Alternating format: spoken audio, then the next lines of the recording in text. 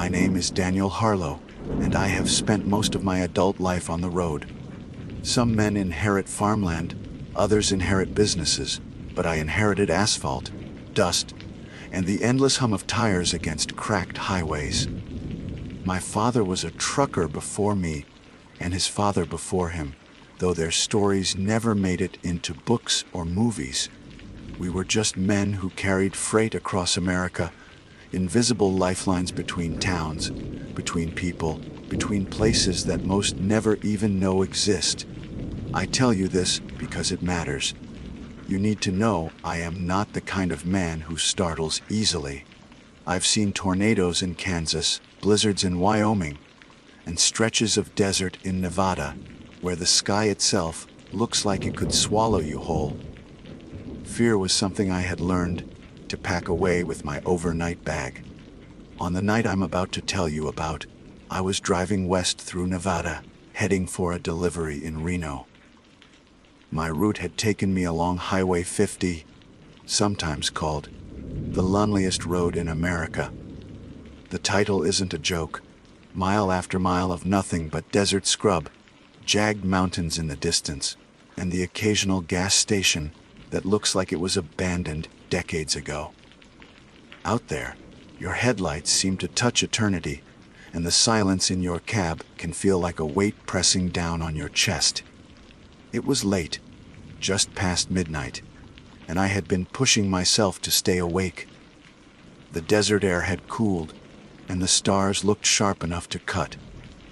I rolled down my window, letting the dry wind sting my face, anything to keep my eyelids from drooping. That's when I saw him. At first, he was just a shape in the distance, standing on the gravel shoulder of the road, his thumb jutting out like every hitchhiker I had ever passed. I thought about driving past. I almost always do. It isn't safe, not these days, not with the things I've seen and heard in roadside diners. But something about the way he stood, motionless under the silver moonlight, made me ease up on the accelerator. As I got closer, I saw that he wasn't carrying a bag. He wasn't even wearing shoes that made sense for the desert. His boots were old, cracked leather with the soles peeling. His jacket, an olive green field coat, looked like something pulled from a museum exhibit. I pulled over, the gravel crunching beneath my tires. The man stepped forward, and I saw his face illuminated in the glow of my truck's headlights. His skin was pale, stretched tight across sharp cheekbones. His hair was short, military, cut, though uneven, as if hacked at with dull scissors. He looked at me once, his eyes dark, unreadable, and then he opened the passenger door and slid inside without a word. "Where are you headed?" I asked, trying to sound casual. My voice filled the cab like it was intruding on a silence older than the desert itself. He didn't answer. Just nodded once, slowly, and stared straight ahead at the road. Now, silence isn't unusual out there. Some hitchhikers don't want to chat, and that's fine by me. But this was different. The air felt thick, heavy. The usual hum of the engine seemed muffled, like the cab itself didn't want to carry sound anymore. I gripped the steering wheel tighter, my knuckles pale under the dashboard glow, and pressed on into the night. The man's clothes troubled me, not just because they were old-fashioned, but because they were worn in ways that spoke of another life entirely. The buttons on his coat were dull brass, tarnished, rubbed smooth as if from decades of use. His boots, cracked and dusty, carried a smell of earth and oil, but not the desert around us. Something wetter, heavier, a smell I couldn't place. I thought maybe surplus military gear, maybe he was a vet down on his luck. Still, I couldn't shake the feeling that his clothes belonged to another time, like I was driving a ghost from a photograph. We passed mile marker after mile marker, the road stretching endlessly ahead. I tried again. "You been out here long?" "Nothing." I cleared my throat. "You got family in Reno? That where you're heading?" Again, no reply. He just sat there, motionless, his hands resting on his knees, eyes never leaving the black ribbon of highway unspooling in front of us. My unease grew heavier with every mile. The cab smelled faintly of cigarettes. Not the kind you get from modern packs, with their chemical sharpness, but the old kind. Thick, rich, cloying, like the smoke that used to hang in my grandfather's living room when I was a boy. He had smoked Lucky Strikes until the day he died, and the scent of them had been burned into my memory. That was the smell in my truck now, curling around me in invisible fingers.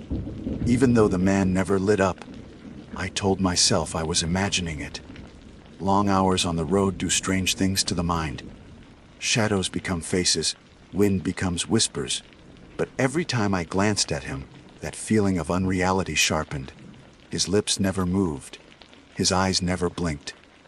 The desert swallowed time, as it always does, and I couldn't tell if we had been driving 20 minutes or 2 hours when the first crack appeared in my confidence. I glanced in the mirror at the road stretching behind us. Empty. Not a single set of headlights, not even the faint glow of civilization. Just us, two figures sealed into a metal box, barreling through the dark. When I looked back, his head had turned. Slowly, unnervingly, until his face was angled just enough toward me that I could feel his stare. Didn't speak, didn't smile, didn't frown. Just watched me, eyes dark as unlit coal, as if measuring every beat of my heart. I gripped the wheel tighter, sweat beading on my forehead, despite the cold desert air pouring through the open window. Finally, I forced myself to say, "You all right, friend?" His head turned back toward the road in one slow, deliberate motion. That was the moment I decided not to ask him anything else. The miles crawled by. The road signs blurred into one another. My eyelids felt heavier, but fear kept them open. Every so often, I thought I saw him shifting slightly, the fabric of his coat creaking faintly, but every time I looked, he was as still as stone. It was only when I reached for my thermos of coffee that I realized something else. His reflection didn't show in the side mirror. Mine did. The empty road behind us did. But where he sat, there was nothing. Just the cracked vinyl seat bathed in shadow. I snapped my gaze back to him. He was still there, pale face, military coat, staring straight ahead. My pulse hammered in my throat, a rhythm louder than the tires on asphalt. I told myself it was a trick of the angle, the poor light, my tired eyes. But deep down, I already knew better. The desert stretched on, endless, and I found myself wishing for another car, another human being, anything to break the suffocating silence. But we were alone, just me, and the silent passenger I had picked up in the middle of nowhere. I didn't know it then, but the worst was yet to come. The night pressed heavier with every mile I drove, and the silence inside the cab seemed to grow into something alive. I've always said that a truck cab becomes a man's world when he's on the road. Your home, your shield, your coffin, depending on what kind of night you're having. On that stretch of Nevada highway, it felt like a coffin. Every second stretched, and the air grew thick, as if my passenger's silence was sucking all the oxygen from the room. I thought about pulling over, telling him the ride was over, but something kept my hands locked on the wheel. Some instinct, old and primal, told me that asking him to leave would be a mistake. So I drove, my eyes darting between the road and the pale figure beside me. Eventually, I couldn't stand the quiet. "Listen," I said, my voice breaking too loud against the silence. "I don't care if you don't feel like talking, but a name would help me know who I'm driving with. Just your name." For a moment, I thought he might finally respond. His jaw shifted, as though he were about to speak, but instead, a low sound filled the cab. Not from him, but from the radio. Static crackled, drowning out the faint hum of the tires. I hadn't touched the dial. My hands were firmly on the wheel. The station had been off for hours, but now it hissed like it had come alive. Beneath the static, a faint voice pressed through, barely audible, but real enough to chill me. Dan. My heart lurched into my throat. That was my name. I reached out and flicked the knob off, my hand shaking. The static died instantly, plunging the cab back into suffocating quiet. I glanced at my passenger. His head was tilted slightly toward the radio, but his eyes never moved.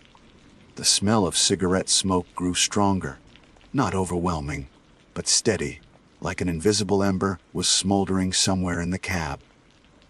It clung to my clothes, burned in the back of my throat. I rolled the window down further, letting cold desert air flood in. But the smell didn't fade. I gripped the wheel tighter, willing the miles to pass. But time didn't seem to move normally anymore. I kept glancing at the dashboard clock, expecting to see the minutes ticking by, but they didn't. The glowing green digits read 17:47 every time I looked. It was as if we'd slipped into a moment that refused to end. When I finally forced myself to speak again, it was less bravado and more desperation. "What are you?" No answer. No movement. Just the same dead stare ahead. That was when the desert itself seemed to turn against me. The highway stretched on, unbroken, but the world outside my headlights shifted. The same scrub brush appeared again and again, the same bent road sign, the same jagged silhouette of mountains. I thought I was hallucinating, exhaustion messing with my head. But I knew these roads. I knew the markers. I had driven past that same collapsed wooden fence 3 times now. "We're going in circles," I muttered, though I hadn't turned once. My voice sounded alien in my own ears. I gripped the wheel so hard my knuckles ached. Then, out of the corner of my eye, I saw him shift for the first time. His head turned, slow, deliberate, until his hollow gaze fixed on me again. My breath caught. His lips parted, and for a heartbeat, I thought he might speak. Instead, he inhaled sharply, like a man taking his first drag of a cigarette. The faint ember glow reflected in his pupils, though no lighter, no smoke, no flame existed in the cab. I jerked my head back to the road, my pulse hammering so hard it hurt. That was when the truck shuddered. The steering wheel tugged hard to the left, as though something massive had gripped the front axle. I fought it, the tires screaming against the asphalt. The cab swayed dangerously, and I thought the whole rig might tip. For a second, I was sure we were going off the road into the desert night. Then, just as suddenly, the pull vanished. The truck straightened. My passenger sat motionless again, eyes forward, face carved from stone. I pulled in a breath that tasted like smoke and fear. My hands trembled, but I kept driving, too afraid to stop. When the next sign appeared on the side of the road, my stomach dropped. Mile marker 41. I had passed it over an hour ago, when I first picked him up. I knew it, because the sign was bent, riddled with bullet holes, the same as before. Somehow, we were back at the beginning. "This isn't possible," I whispered. The man finally moved. His hand rose slowly, deliberately, and pressed flat against the dashboard. His fingers curled slightly, not touching me, not pointing, just resting there. And then I heard it, a low, guttural hum vibrating through the entire truck. The engine didn't make it, nor the tires. It came from the air itself, from him. I shouted then, couldn't help it. "What do you want from me?" The hum stopped. His hand lowered back to his knee. Silence again, thick and total. My body was slick with sweat. Though the desert air outside was freezing, I felt trapped, as though the truck itself had been turned into a tomb rolling endlessly along an eternal road. I needed to do something. Anything. I pressed the brakes and pulled over onto the gravel shoulder. The truck groaned to a stop, headlights spilling weakly into the desert scrub. My chest heaved as I turned to him. "Out," I said, my voice cracked. "Get out." He didn't move. I leaned across the cab and yanked the passenger door handle, shoving it open. Cold wind howled inside, whipping the faint smell of smoke into a choking stench. The desert stretched out, empty, waiting. But he didn't leave. He just sat there, unmoving, as if the wind couldn't touch him. I screamed then, raw and desperate, shoving at his shoulder. My hand met resistance, solid and cold. His head turned again slowly, and his eyes locked onto mine. That was when I realized what terrified me most. His face wasn't blank anymore. It was mine. I staggered back into my seat, slamming the door shut, heart thundering so hard I thought it might burst. The cab reeked of smoke, choking me, wrapping around me like invisible hands. I hit the accelerator, the truck roaring back to life, gravel spitting behind us. I didn't look at him again. Couldn't. My eyes stayed fixed on the road, on the endless ribbon of asphalt stretching ahead. But I knew he was still there, sitting in the passenger seat. Silent, watching, waiting. And for the first time in my life, I prayed that the desert would never end. I drove faster than I should have, the speedometer needle trembling near the red. But no matter how many miles I covered, the desert refused to change. The same dark mountains shadowed the horizon. The same dry brush crept at the edges of my headlights. My grip on the wheel ached, the leather slick with sweat. Beside me, he sat unmoving, his pale face fixed on the endless road ahead. I refused to look at him directly. The last time I had met his eyes, I'd seen my own face staring back at me, stretched thin and ghostly, a mockery of who I was. If I looked again, I wasn't sure I'd come back from it. The air grew thicker, heavy with the smell of smoke. It clung to my lungs like I'd been chained, smoking all night. Every breath scraped against my throat, and I coughed until my chest burned. Still, the smell didn't fade. The windows were down, the wind howled, but it was like the cab had been filled with invisible ashes. Finally, desperation drove me to shout, "What do you want?" The words ripped through the cab, but they bounced off him like he hadn't heard. He didn't move, didn't even flinch, just sat there in that damned green field jacket, a relic of some forgotten war, hands resting like carved stone on his knees. I wanted to stop the truck, wanted to open the door, drag him out, and leave him in the desert. But the truth was, I didn't believe the desert could hold him. I didn't believe he belonged to this world at all. Then, slowly, his hand rose again, one deliberate motion, and pointed at the windshield. Ahead, in the beam of my headlights, something glimmered. I squinted, leaning forward. A road sign. "Welcome to Reno, 120 miles. Relief surged through me so sharply I nearly sobbed. I wasn't lost. I wasn't trapped in some endless loop. Civilization lay ahead, just 2 hours away. I pressed harder on the accelerator, the engine groaning under the strain. When I dared to glance sideways, the seat was empty. The door hadn't opened. The cab hadn't shifted. He was simply gone. I nearly veered off the road, fumbling to keep control. My chest heaved as the silence wrapped itself around me again. Silence not of presence, but of absence, of something that had been torn away too suddenly. My eyes darted to the seat, the floor, the mirror. Nothing, no trace. Except for the smell. It lingered, stronger than ever, thick curls of invisible smoke wending around my head. I coughed, tears burning my eyes, and for the first time since I picked him up, I thought about my grandfather. He'd been a quiet man, a smoker until the end. Lucky strikes, unfiltered. I used to sit on his lap as a boy, watching the way he tapped the pack twice before pulling one free. The way he leaned back with that first deep drag, the ember flaring in the dark like a tiny sun. He'd been in Vietnam. He never spoke much about it, not to me, not to anyone. But my mother told me after his funeral that he'd carried guilt with him his whole life.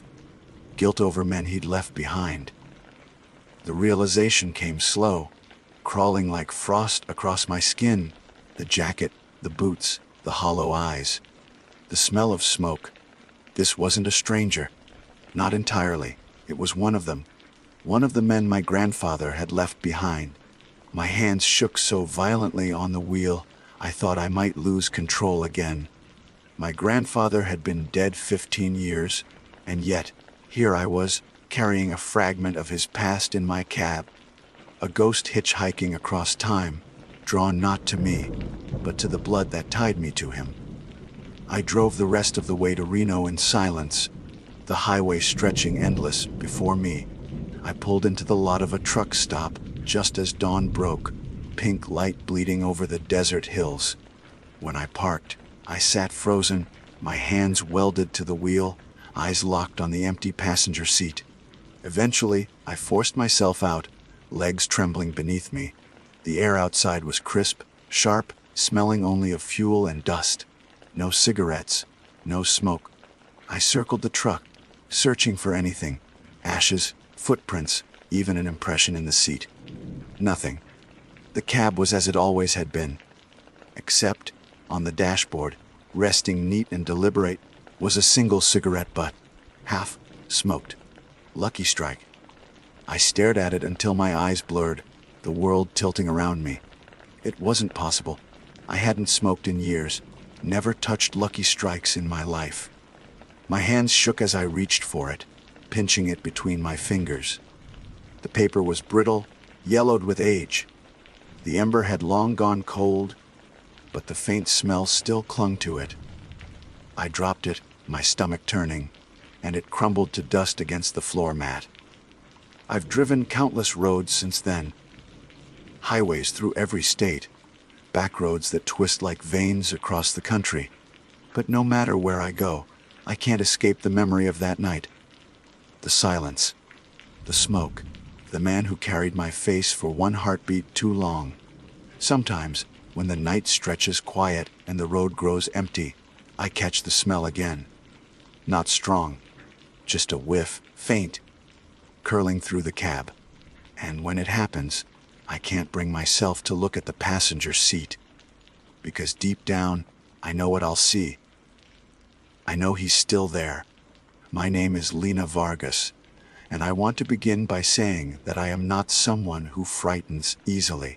I was raised in a family that valued practicality, honesty, and the kind of stubborn resilience that makes you keep walking even when the road disappears in the rain. My father was a mechanic, my mother a nurse, and both of them believed in facing life head on without superstition or fear.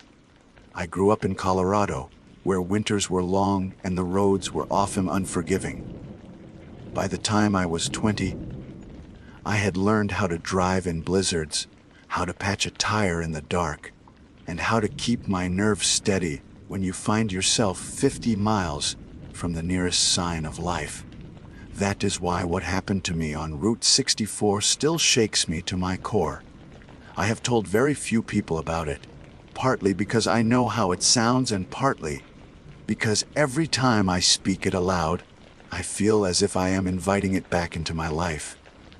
But I cannot keep it inside anymore. Maybe writing it down will keep me from seeing her again. Maybe. It was late summer, the kind of night where the air holds a sticky warmth long after the sun has gone. I had been driving for hours, making my way east to visit an old college friend in Tulsa. I had chosen Route 64 partly for the scenery and partly for the quiet. Highways have always made me restless. Too much metal, too much speed, too many people rushing past like ghosts. I preferred the back roads, where the world felt slower, where you could stop and breathe without another pair of headlights pressing against your bumper. By the time the clock on my dashboard blinked past 11, I had been alone on that road for nearly an hour. The desert plains stretched wide and endless, dotted with scraggly trees and fence posts that looked like broken teeth in the moonlight. My headlights cut two thin paths into the dark, and beyond them, the world seemed to fold in on itself. No cars, no towns, just me, the hum of my engine, and the occasional chirp of night insects brave enough to test the air. I remember glancing at the gas gauge, half a tank, enough to get me to Tulsa if I didn't push too hard. I leaned back in the driver's seat, fingers drumming on the steering wheel, trying to shake off the fatigue crawling behind my eyes. That was when I saw the sign, mile marker 118. There was nothing unusual about it at first, just another green post with white numbers, reflecting briefly in the beam of my headlights before vanishing into the dark behind me. But something about it caught my attention. Maybe it was the way the paint looked faded, almost too faded, like it had been standing there longer than the road itself. Or maybe it was the way the air seemed to shift as I passed it, the night growing quieter, heavier, as though the crickets had fallen silent all at once. I shook my head and told myself I was tired. Long drives do strange things. It was less than 5 minutes later when I saw her. She appeared suddenly, a pale shape in the road ahead, standing perfectly still in the center of my lane. I hit the brakes hard, tires screeching against the asphalt, my heart slamming so violently in my chest I thought I might faint. The car jolted to a stop just feet away from her. In the glow of my headlights, she looked impossibly fragile. A woman, tall and thin, dressed in a white gown that fluttered slightly in the night air. Her hair fell long and dark over her shoulders, and though her face was partially shadowed, I thought I saw her eyes fixed directly on me. I sat frozen, hands locked on the wheel. My mind scrambled through explanations. Someone stranded, maybe drunk, maybe injured. But something about her posture rooted me in fear. She didn't move, didn't raise a hand, didn't step aside, just stood there as though she had been waiting for me.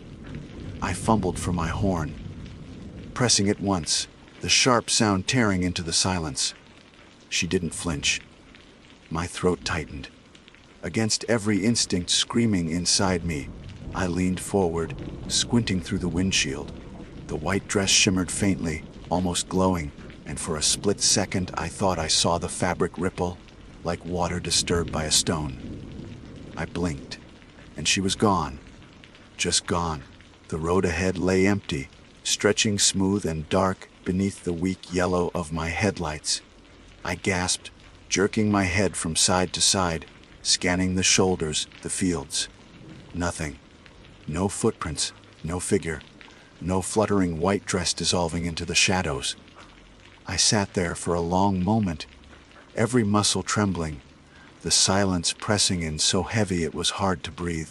Finally, I forced the car back into gear and crept forward, eyes wide, every nerve raw. For the next 20 miles, I didn't see another soul. The desert remained still, the road unbroken. Slowly, my grip loosened on the wheel, though my heart refused to calm. I told myself it had been a trick of the light, exhaustion blurring shadows into shapes. I clung to the explanation like a lifeline. But the next morning, when I pulled into a gas station just outside Tulsa, something shattered that fragile reasoning. As I stepped out of the car, stretching stiff limbs, I froze. Across my windshield, smeared faintly but unmistakably, was a muddy handprint.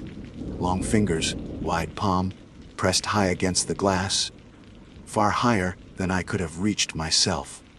My knees nearly buckled. I stumbled back, breath tearing through my throat. The mud was fresh dark, as if someone had pressed their hand there not hours, but minutes ago. And though I wiped it away with trembling hands, I can still feel it there whenever I think of mile marker 118. I didn't tell the clerk at the gas station about the handprint. What could I have said? That someone had climbed onto my car in the middle of the desert without leaving footprints. That a figure I had nearly run over had vanished into thin air, only to leave behind mud that shouldn't exist in the dust, dry plains. No one would have believed me, so I filled my tank, washed my windshield until the glass gleamed, and forced a smile when the clerk wished me a safe drive. But safe was no longer a word I trusted. I made it through the day in Tulsa, trying to distract myself with old friends and cheap food, but even in daylight I couldn't shake the memory of her face. Or rather, the absence of it. The longer I thought about it, the less I could remember her features. Her eyes, her mouth, they slipped from memory like water through fingers. All that stayed was the dress, white and rippling, and the certainty that she had been watching me. That night, when I finally got back on the road, I promised myself I would avoid Route 64. I planned to take the interstate, longer but safer, more crowded, less likely to leave me alone with my imagination. But fate has a cruel sense of humor. Construction detours sent me back onto the very road I had sworn to avoid. By the time I realized it, I was already passing the familiar stretches of desert scrub and fence posts.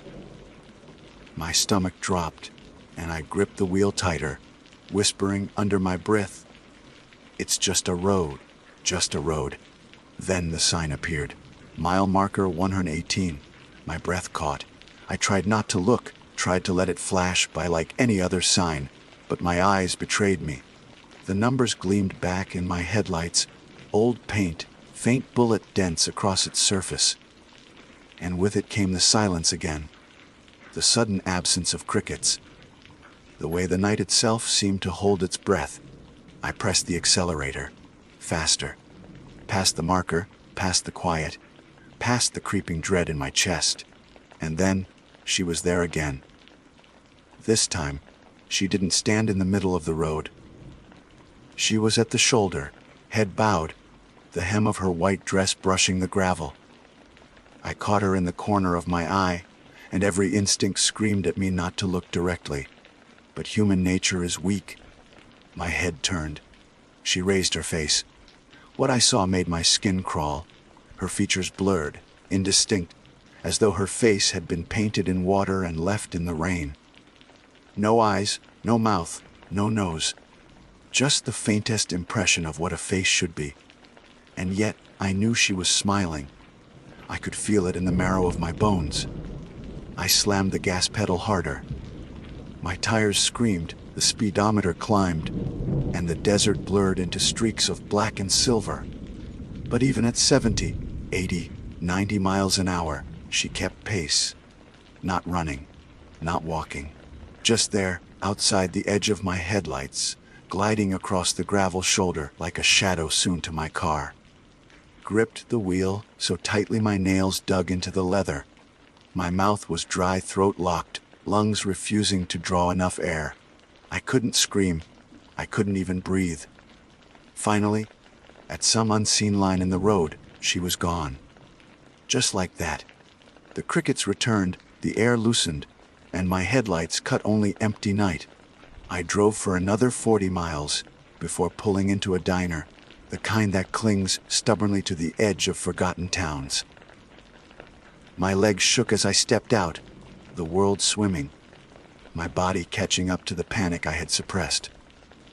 I ordered coffee and sat in the corner booth, hands trembling so badly I nearly spilled the cup. The waitress, a kind-looking woman with tired eyes, noticed. "Rough night?" she asked. I forced a laugh. Just the road catching up with me. But her gaze sharpened, as if she had heard those words before. She leaned closer. "What mile?" My stomach dropped. "Excuse me." "You said the road," she pressed, lowering her voice.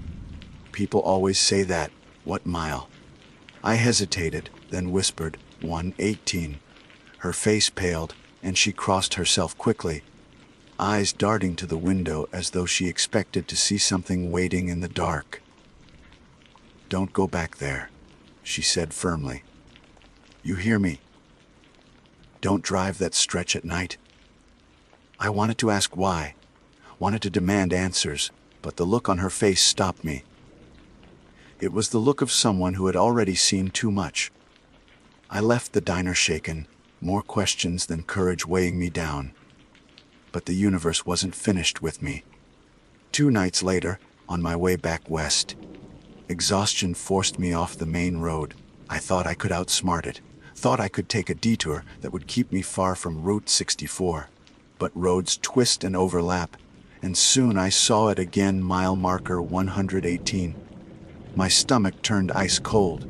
This time, I slowed. Not because I wanted to, but because some force seemed to press against my chest, easing my foot off the gas. My car coasted forward, the desert stretching silent and endless, my headlights weak against the dark.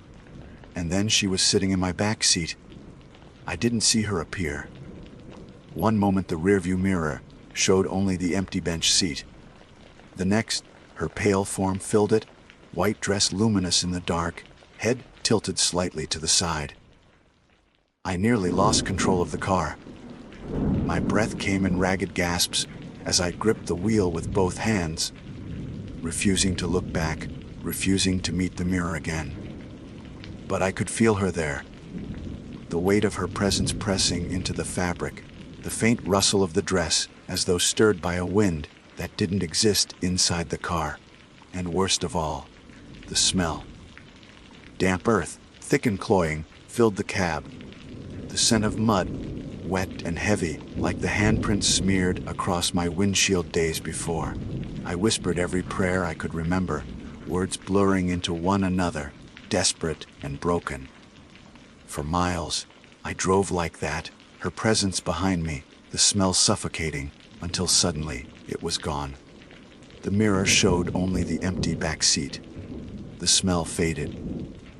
The night returned to its ordinary rhythm, but I knew it wasn't over. Because when I finally pulled into another gas station, I stepped out to find the same muddy handprint waiting for me. This time smeared across the driver's side window, and it was bigger. I didn't sleep that night. I sat in the parking lot of the gas station with the engine off, staring at the muddy smear on my driver's side window. My hands shook so badly, I could hardly light a cigarette, though I hadn't smoked in years. The night pressed against the glass like it wanted to seep in, and every shadow in the corner of my eye felt like it might stretch itself into the shape of her dress. By dawn, exhaustion pulled me into a restless doze, but even then, I dreamed of her. Always at the shoulder of the road, always in white, always waiting. When I startled awake, sweat glued my shirt to my back, and my first thought was irrational but certain: she wasn't finished with me. I drove into the next town, hoping to lose myself in traffic, in people, in anything that wasn't endless desert. But towns out here are small, and small towns hold secrets the way dry earth holds bones. I found a diner, different from the one before, and slid into a booth, ordered black coffee, and tried to ignore how everyone's eyes seemed to flicker toward me. The waitress set the cup down and tilted her head. "You look like you've seen a ghost." I laughed weakly. "Something like that." She gave me a look I couldn't read, then leaned closer. "You came off 64, didn't you?" The coffee nearly slipped from my hand. "Yeah." "Why?" Her mouth pressed into a thin line. "Mile 118th. The words fell heavy between us. My chest tightened. "You know about it." She hesitated, then sighed. "Everybody around here does. We just don't talk about it. Brings bad luck." I swallowed. "Tell me." Her eyes darted around, as though checking for eavesdroppers, before she settled into the booth across from me.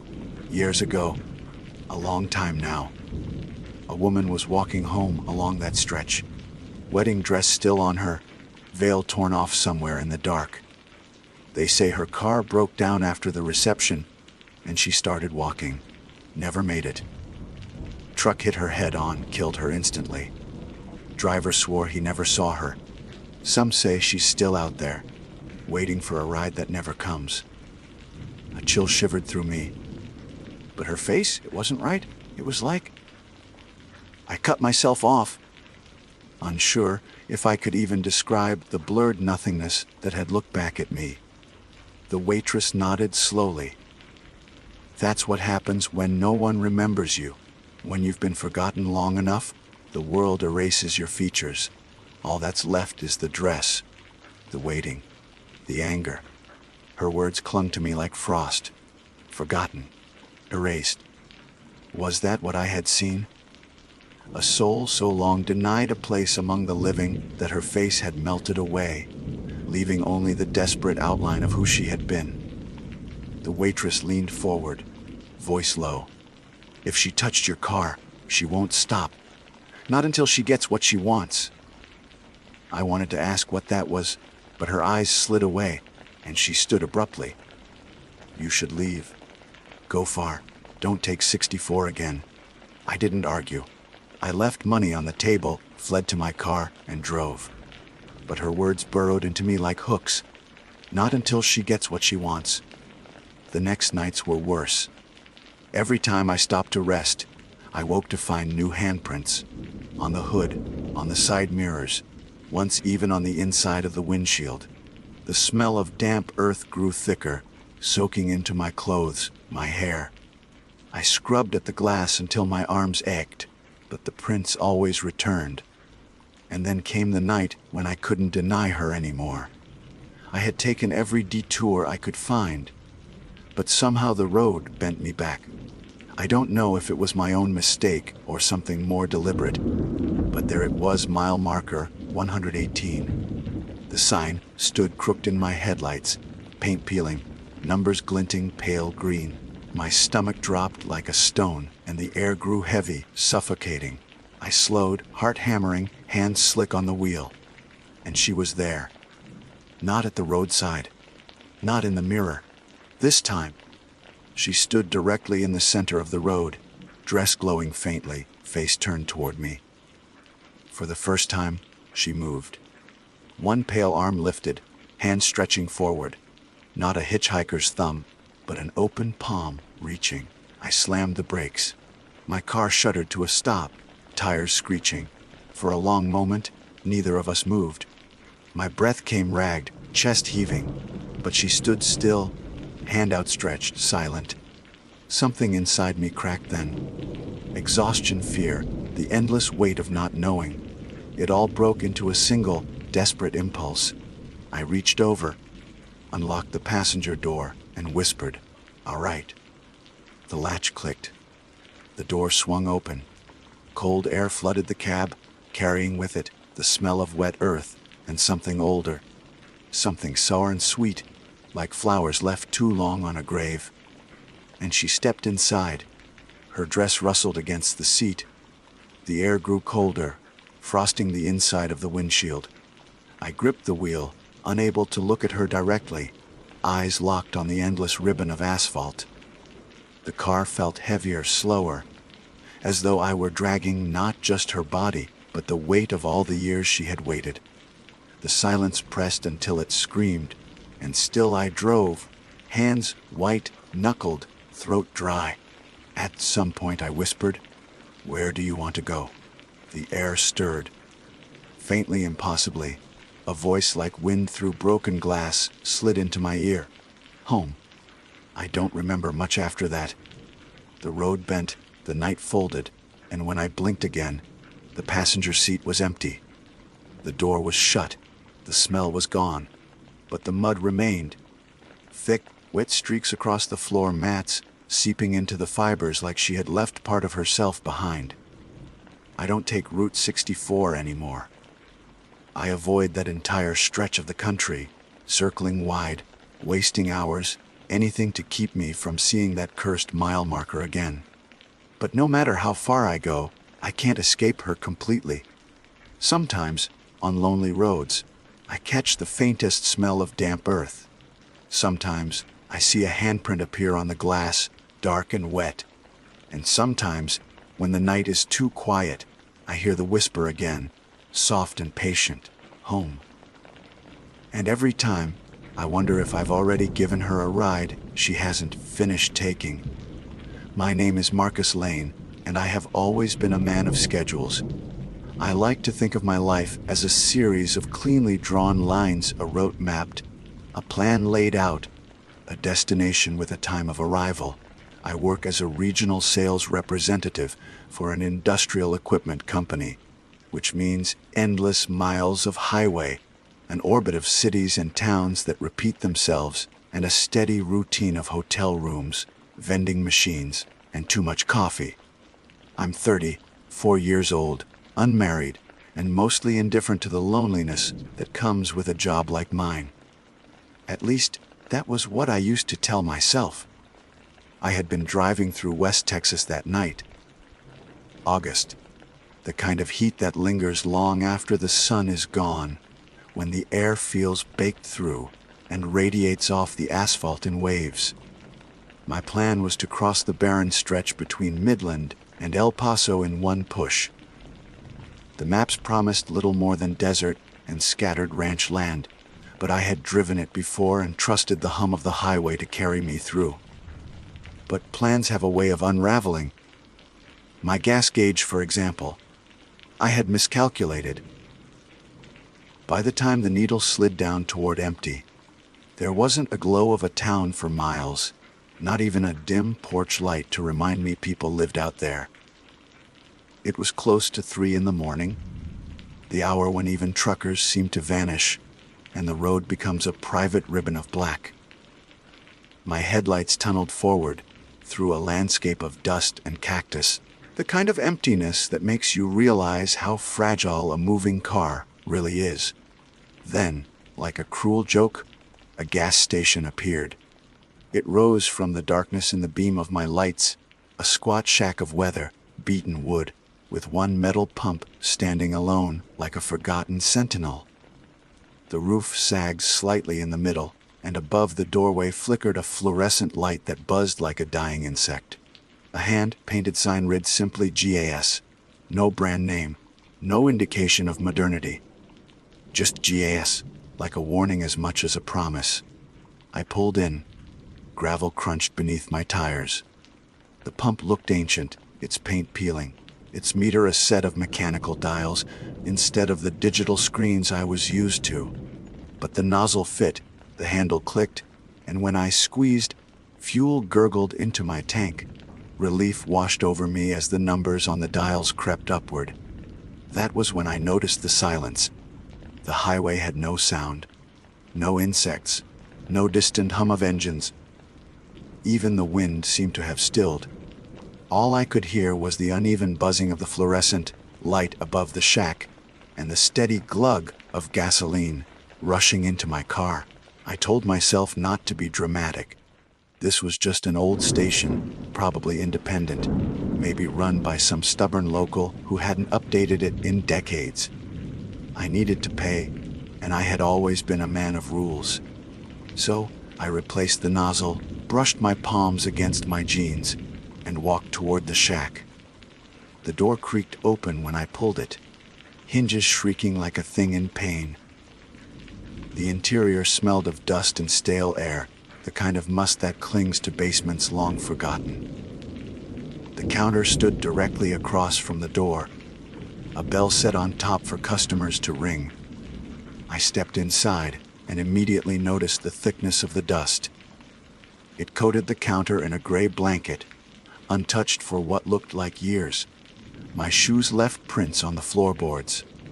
Behind the counter, shelves sagged beneath rows of soda cans and bottles, but when I drew close enough to squint at the labels, I froze. The expiration dates were 1987.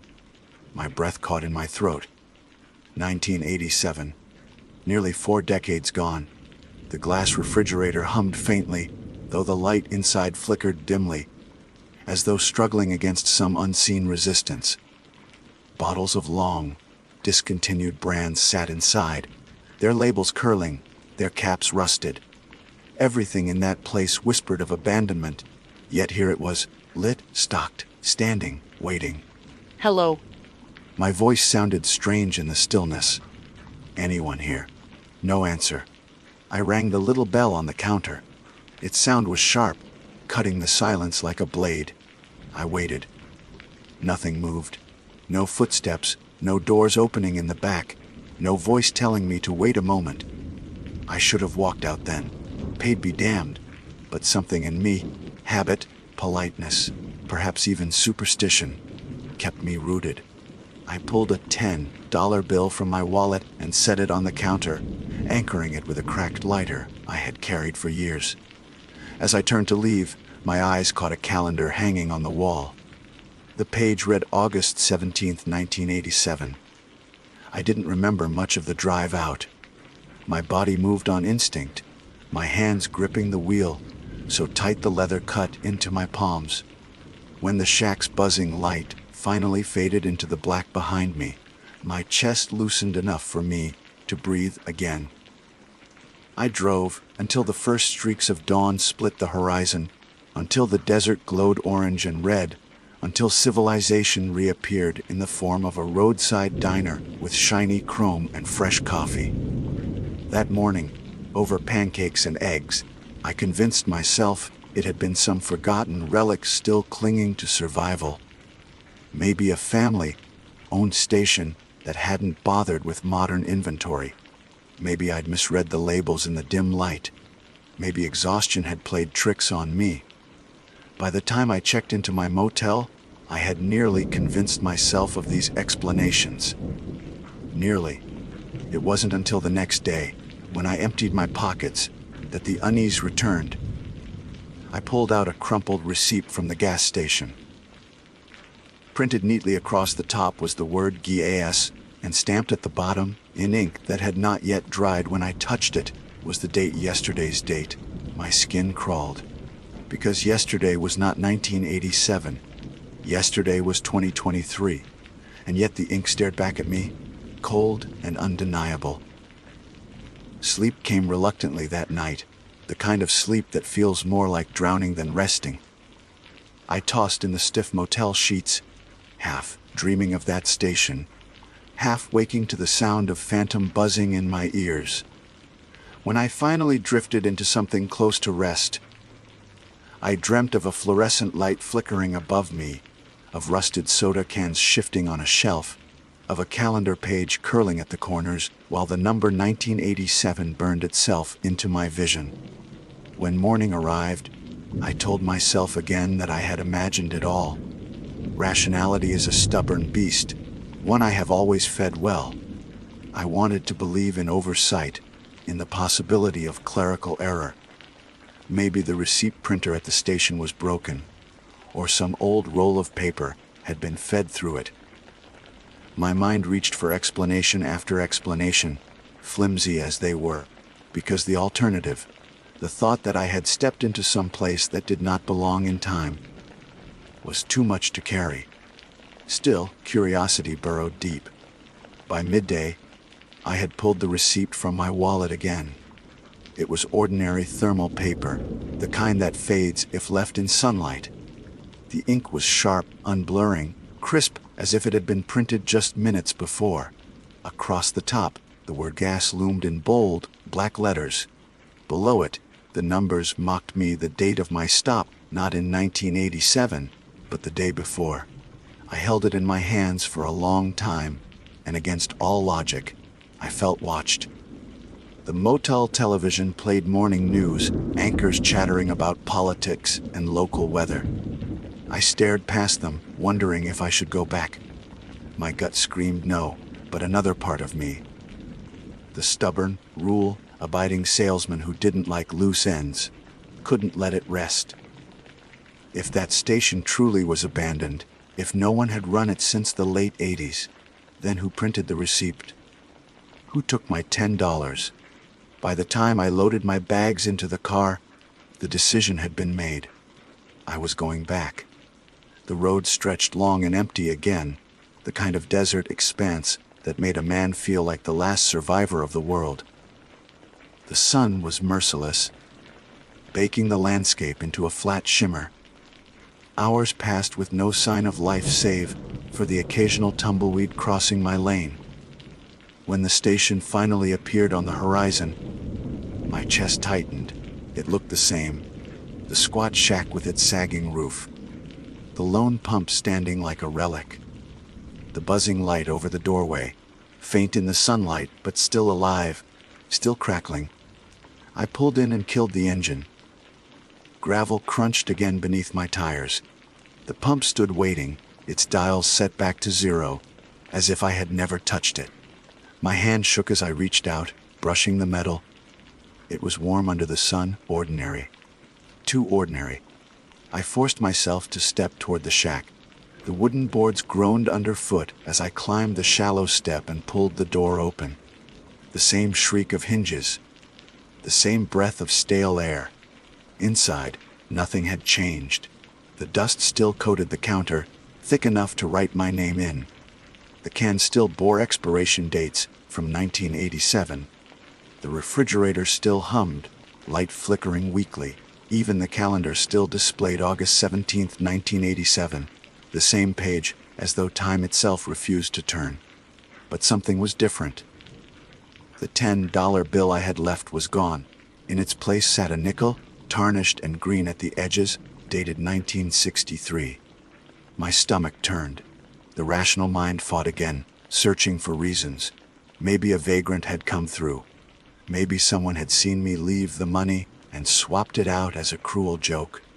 But who, in this wilderness, would bother? Who even knew this place existed? I turned to leave, and that was when I saw the door at the back of the shack. It had been closed before. Now, it stood ajar, just enough to show darkness beyond. "Hello," I said, though my voice cracked. No answer. The door seemed to breathe, its shadows shifting faintly as though waiting for me. Against every instinct, I stepped forward. The floorboards groaned beneath my shoes. My heartbeat thundered in my ears, and the smell grew stronger. The scent of old wood mold, and something else beneath it. Something metallic. When I reached the door, I hesitated, hand hovering over the splintered wood. My reflection stared back at me in the glass of the refrigerator door beside it. My face looked pale, stretched thin, almost unfamiliar. Then the door moved, not by my hand. It swung wider, silently this time, opening into the dark. I should have fled. Any sane man would have fled. But sanity bends in places where time itself cracks. I stepped through. The back room was small, windowless, lined with shelves that sagged under the weight of forgotten objects. Boxes of canned goods, their labels yellowed with age. Glass jars filled with cloudy liquid, the contents unrecognizable. An old cash register perched on a wooden table, its drawer half open, filled not with bills but with coins, nickels, dimes, pennies, all dated decades ago. At the center of the room stood a chair, and on the chair, a ledger. The book was bound in leather, cracked and faded, its spine nearly broken. Dust covered it, though not thickly. Someone had touched it recently. I lifted the cover. Names filled the pages, each written in ink that seemed to darken with time. The handwriting varied, some neat, some scrawled, but every line followed the same format: a name, a date, and an amount of money. I turned page after page, hundreds of names, dates stretching back decades. Then, with a cold jolt, I found mine. Marcus Lane, August 17, 2023, 2010. Eldered, my vision blurred. My breath came fast, shallow. I snapped the book shut and stumbled backward, chair scraping across the floor. The sound echoed too loudly in the small space, bouncing off the walls like laughter. That was when I heard it. The faintest shuffle, like shoes dragging across wood. From the corner of the room, darkness deepened, thickening as though gathering itself. A shape stirred there, indistinct but human-sized, moving slow, deliberate. I didn't wait to see more. I bolted from the back room, slamming the door shut behind me. My legs carried me across the shack, out the front, into the blinding daylight. The fluorescent light buzzed above, mocking me, alive in the sun. I ran for my car, fumbled the keys, slammed the door, and started the engine. Gravel spat from the tires as I tore back onto the highway, eyes fixed forward, refusing to look in the rearview mirror. But even without looking, I knew. The gas station stood where it had always stood, waiting, watching, and now it had my name. That night, in another faceless motel room, I lay awake with the ledger burned into my mind. I tried to tell myself it had been a dream, a hallucination brought on by exhaustion and heat. But when I opened my wallet, the receipt was still there, crisp, clean, undeniable. The date at the bottom had changed. Not yesterday, 1987. It now read August 18, 2023, tomorrow's date. And beneath it, faint but visible, was a line of text I hadn't seen before. SEUAGIN. I didn't sleep.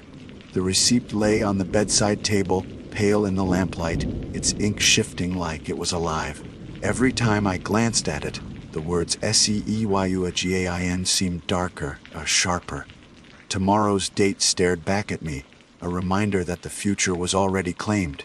I tried tearing it up, crumpling the thin paper in my fist, but when I looked again, it was whole, lying flat, as if I had never touched it. By 3 a.m, the same hour I had first found the station, I gave up on rest. I sat in the hard motel chair, staring at the dark window, and thought of the ledger. My name written there, bound alongside hundreds of others. I thought of the shadow in the back room, stirring from its corner. I thought of the nickel left for me, tarnished, dated decades before I was born. And I knew I had no choice. If the station wanted me back, I had to go. Better to face it willingly than wait for it to find me in some other way. The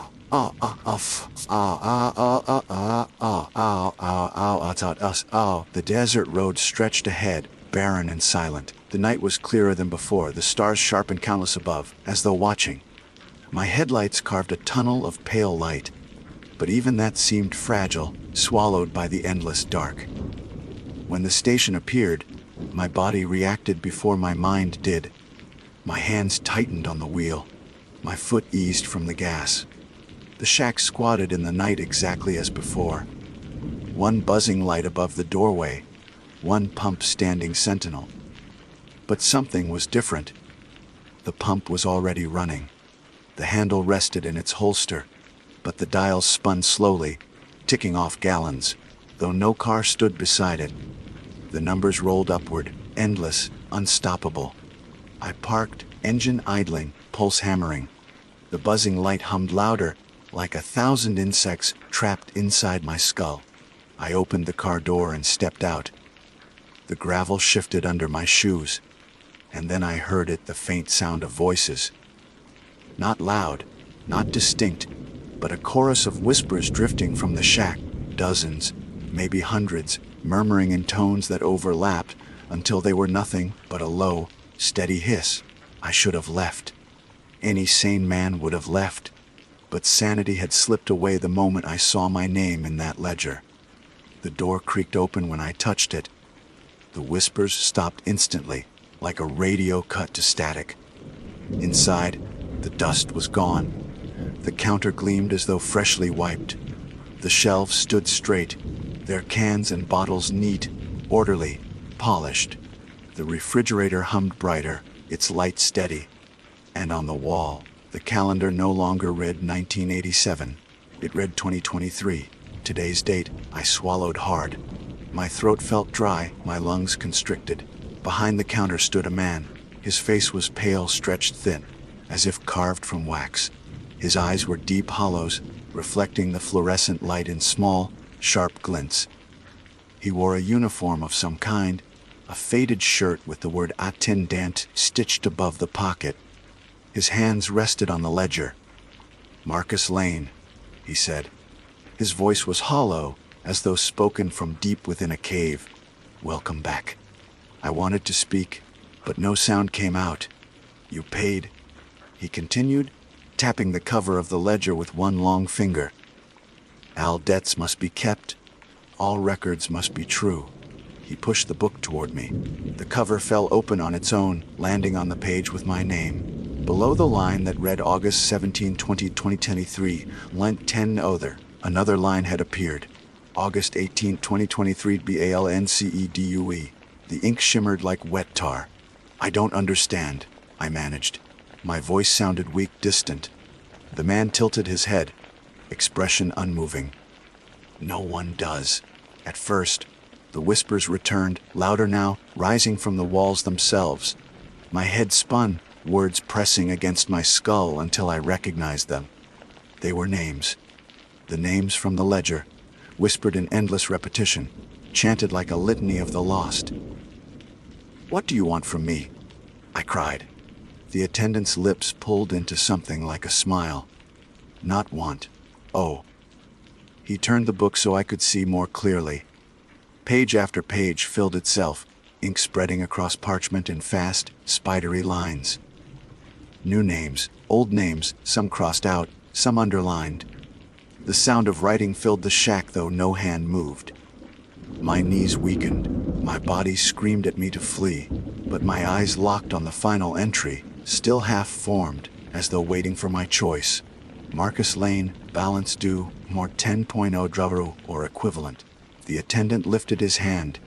Between his fingers appeared the same tarnished nickel I had seen before, dated 1963.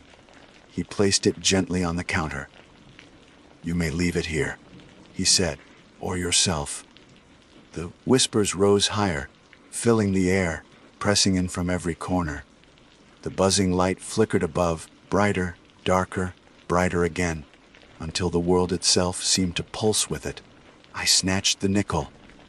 The moment it touched my palm, the whispers stopped. Silence crushed the air. The attendant nodded once, slowly, like a judge marking a verdict, paid in part. For now. The ledger slammed shut on its own. Dust erupted from it, though the room was spotless. The fluorescent light buzzed one last time and went out, plunging the shack into total darkness. I stumbled backward, heart hammering, and burst through the front door into the desert night. The pump still ticked, the numbers spinning endlessly. I ran for my car, leapt inside, and sped back onto the highway, gravel scattering behind me. Dawn broke as I drove, the sun bleeding orange and red across the desert horizon. I didn't stop until I reached another town, another motel, another anonymous place to hide. When I finally collapsed onto the bed, my hands shook. I pulled the nickel from my pocket. It gleamed faintly in the morning light, warm against my skin. The year 1963 stared up at me. I opened my wallet. The receipt was still there, but the words had changed again. BLNCE Remans, no date this time, no promise of tomorrow, just those two words, cold and final. I don't know how long I can keep running. The station waits. I know that now. It will always wait. A place outside of time, keeping its books, recording its debts. And I am in its ledger.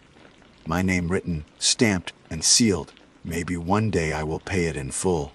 Maybe one day it will take more than coins. Until then, I drive. Every time my tank nears empty, I pray I won't see the faint buzzes of fluorescent light in the distance.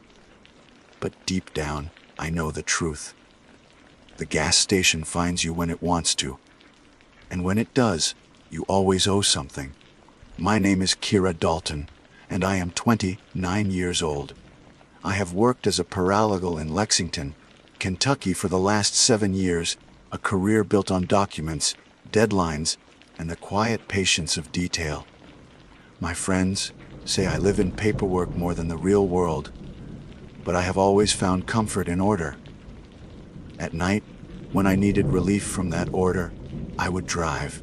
I have loved night drives for as long as I can remember. The hum of tires on an empty highway has always soothed me, a lullaby of motion and freedom.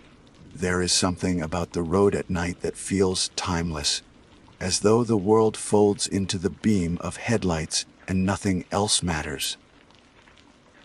That night was no different when it began.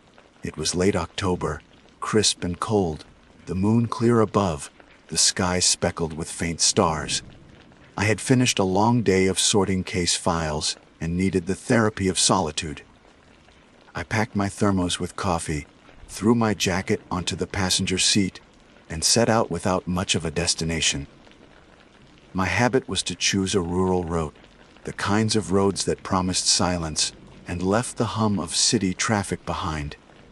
I headed south out of Lexington, letting the GPS guide me toward a tangle of country lanes that stitched through farmland and darkened woods. Soon the city lights dwindled behind me, and the road narrowed into winding strips of cracked pavement, bordered by skeletal trees and distant barns. I remember feeling grateful for the calm of it, for the rhythm of headlights cutting across wooden fences and empty fields. It was only after an hour or so of this drive that I noticed the barn. It stood off to my right, about 30 yards from the road, weather-beaten wood, faded red roof, a crooked weather vane perched like a broken arrow above the loft. A fence ran along the roadside, but part of it had collapsed, leaving a jagged gap, as if something had forced its way through. At first, it was nothing unusual. Kentucky backroads are full of barns in varying states of disrepair. I noted its features casually, another landmark in a night of passing scenery. Then, 10 minutes later, I saw it again. Same red roof, same crooked vane, same broken fence. The angle was identical, the distance identical. I felt a twinge of déjà vu, convincing myself I must have mistaken it for another barn. Yet my hands tightened slightly on the wheel. I watched the crooked vane vanish in the mirror, the shape receding into black. Another few minutes, another curve, another lonely stretch of road. And there it was again. I slowed this time, eyes narrowing. My high beam swept over the gap in the fence, catching on the weathered boards of the barn.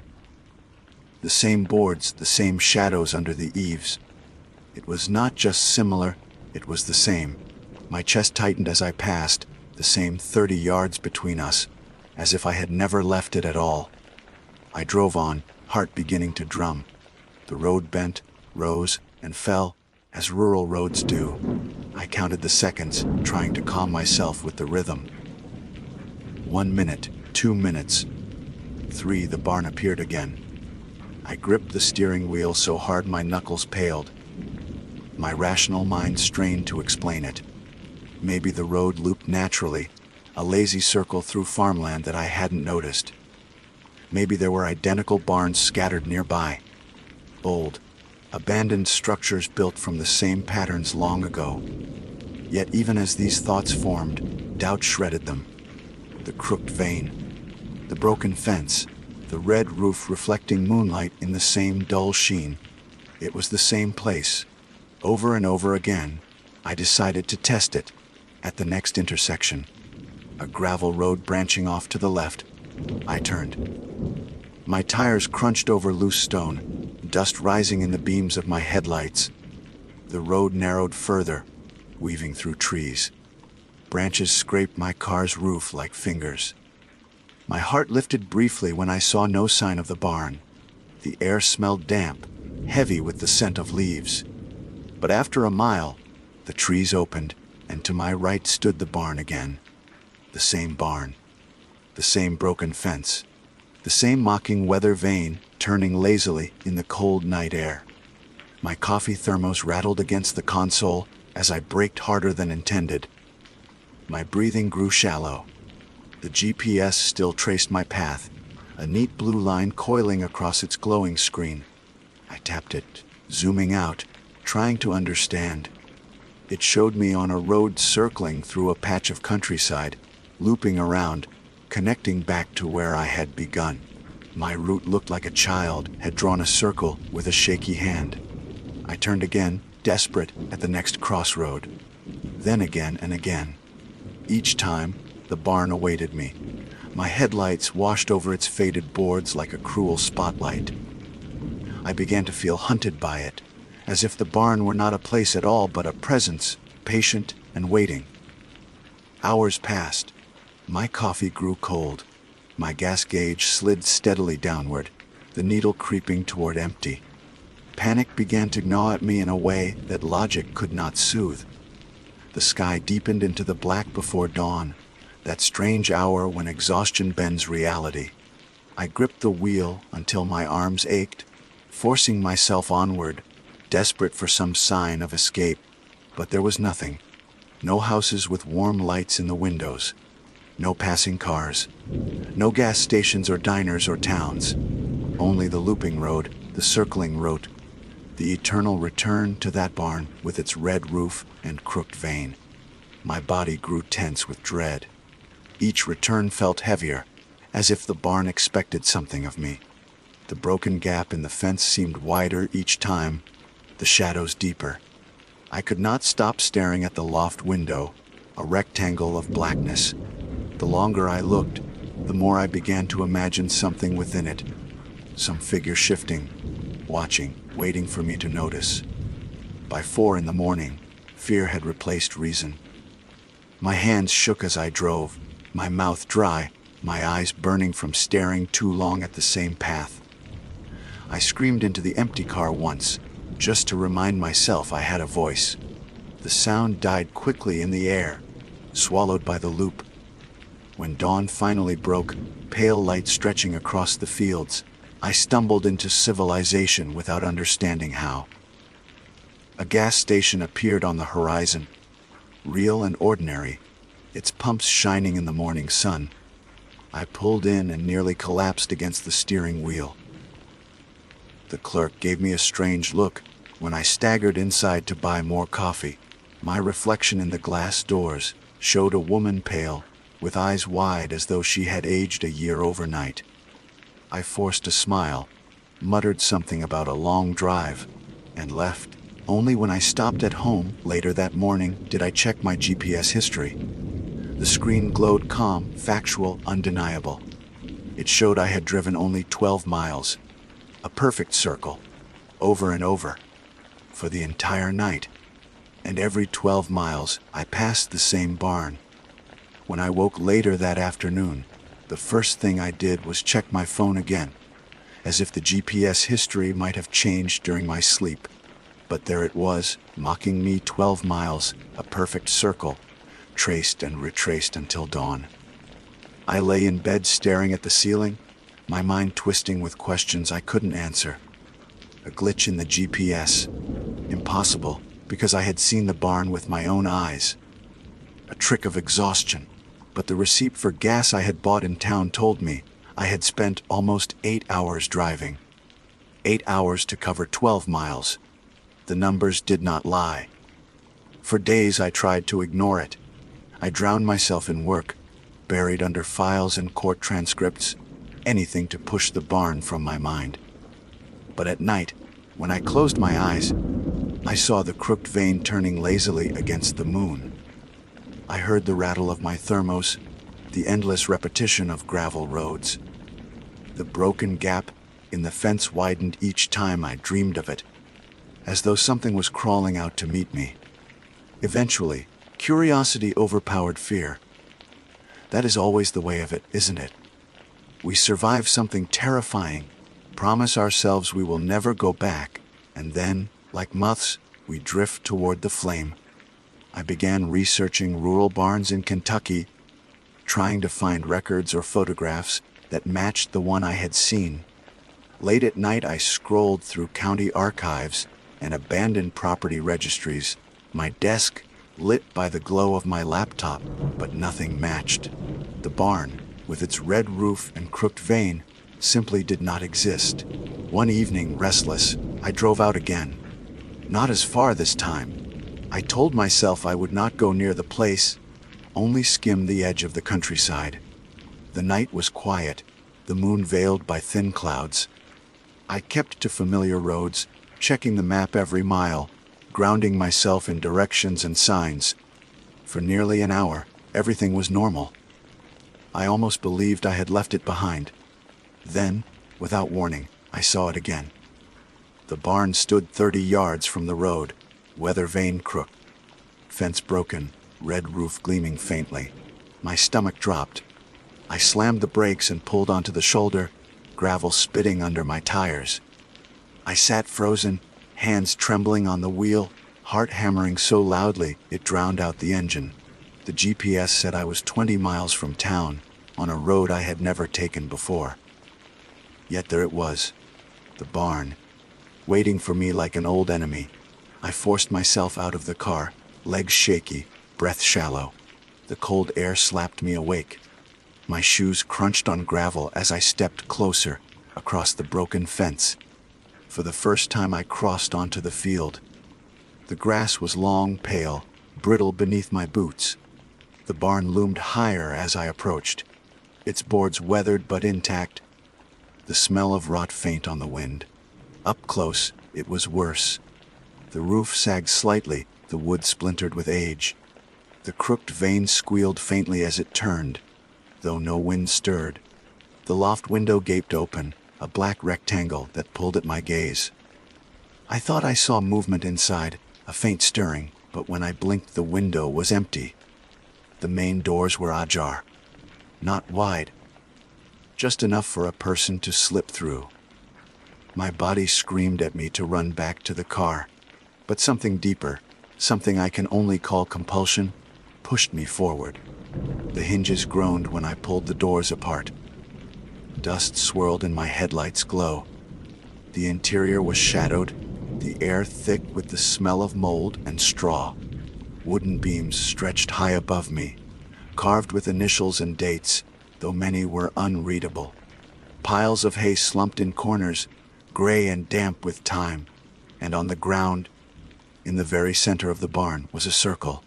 Not painted, not carved, burned. A black ring seared into the wooden planks, as though fire had once roared there. The edges were sharp, perfect, unnaturally precise. I knelt down, reaching out, and felt heat radiating from it, though the air was cold. I pulled back, heart stuttering. Something was wrong, very wrong. The circle began to hum, not loudly, but a faint vibration that thrummed up through the wood and into my bones. My breath caught in my throat. I staggered backward, eyes fixed on the black ring. As it seemed to darken, deepen, become less like a mark on the wood and more like a hole opening beneath me. Then I heard footsteps above me. Slow, deliberate pacing across the loft. My eyes shot up to the window. For a heartbeat, silhouetted in the moonlight, I saw a figure. A tall, thin shape, unmoving, watching me. I ran. I don't remember how I got back to the car. One moment I was inside the barn. The next I was slamming the door shut behind me, fumbling with the keys. My headlights flared, casting the barn in a stark white glow. The loft window was empty. The doors hung still. The circle in the floor was hidden by shadow. I drove without looking back, my heart galloping, my knuckles white on the wheel. The GPS showed me speeding along a straight road toward the city. Relief surged as familiar landmarks reappeared. An overpass, a gas station, the glow of distant lights. I pulled into my driveway just before dawn, shaking, hollow, exhausted. When I woke the next afternoon, a dull ache in my head, I half convinced myself it had been a hallucination born of exhaustion and fear. But on my jacket sleeve, near the cuff, I found a black smudge. Charcoal or ash. The smell of burnt wood clung faintly to the fabric. The barn was real. The circle was real. The figure was real. And I knew it was not finished with me. For days after, strange things began to happen. I dreamed of the circle, its edges glowing faintly, as if embers still smoldered within it. I dreamed of footsteps pacing above me, never hurried, always measured. At work, documents blurred before my eyes. My colleagues spoke to me, but their words drifted past, meaningless. At night, when I lay in bed, I swore I heard the squeal of a weather vane outside my window, though no wind stirred. The worst was the feeling in my car. Each time I drove, no matter where I went, I felt watched. The mirror showed only darkness behind me, but in that darkness something waited. My gas gauge seemed to drop faster, as though the car consumed more than fuel. Sometimes, in the corner of my eye, the road curved when it should have been straight, pulling me toward fields I did not want to see. I told myself I would never drive those back roads again. I told myself I was finished with night drives forever. But late one evening, after another restless day, I found myself in the driver's seat once more. My hands moved of their own accord, turning the key, guiding the wheel. The road unspooled ahead, familiar yet strange. And before long, though I swore I had not left town, the barn appeared once more. I told myself I would only drive a little, that I would turn back the moment I saw the barn again. But promises mean little when something stronger than reason is at the wheel. The road bent in long, familiar curves, fields stretching flat and silver under moonlight. My GPS glowed steadily, tracing my path in that same mocking circle. My fingers tightened on the wheel. I already knew what I would see, and yet when the barn appeared, my heart still lurched as if it were the first time. The red roof gleamed faintly. The weather vane squealed. The fence gaped open, as though urging me to come through. This time, I didn't pass it. I pulled over, engine idling, headlights spilling across the field. My hands trembled, but I forced myself to step out, the night air biting through my jacket. The barn waited, silent, patient. Crossing the broken fence felt like crossing a threshold I would never return from. My boots crunched on brittle grass, each step too loud in the silence. The doors of the barn stood ajar, exactly as before, shadows spilling from within. My body screamed at me to flee, but some part of me, curiosity, madness, maybe inevitability, pushed me forward. Inside, the smell hit me first. Damp straw, mildew, something faintly metallic beneath it. The black circle in the center of the floor pulsed faintly, as though it were alive, embers glowing in its depths. My breath caught in my throat. I forced myself closer, drawn despite every instinct, until I stood at its edge. Heat radiated upward, unnatural in the cold October air. My eyes watered, but I couldn't look away.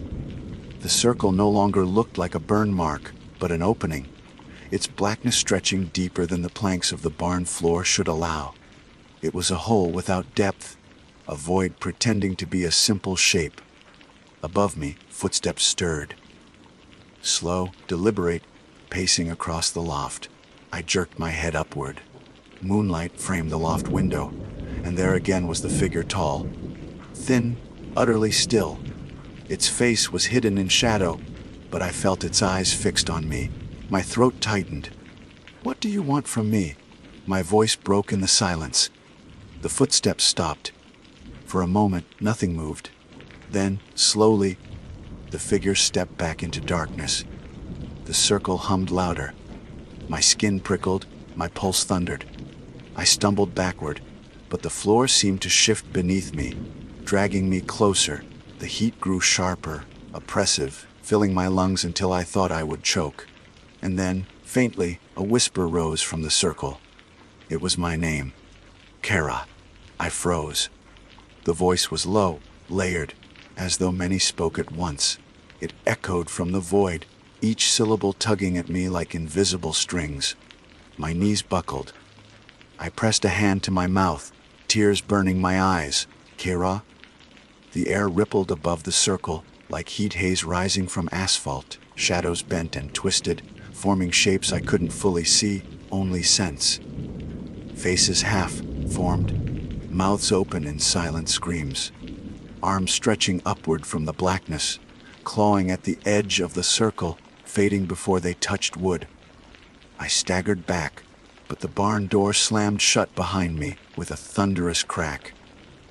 My scream tore from my throat, swallowed instantly by the barn's heavy air.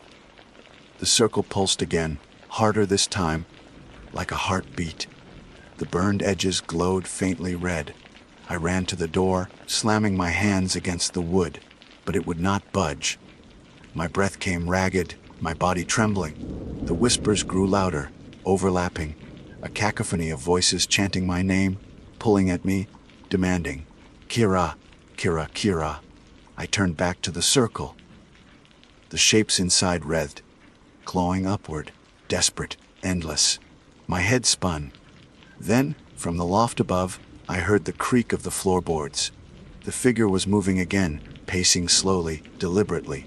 I dared to glance upward, and for the first time, I saw its face.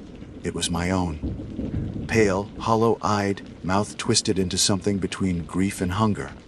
My reflection, staring down at me from the shadows, watching me with infinite patience. I collapsed to my knees. My heart pounded, my mind fractured. The circle pulsed one final time, and the voices rose in a scream that shook the walls. The roof beams groaned. Dust rained from above.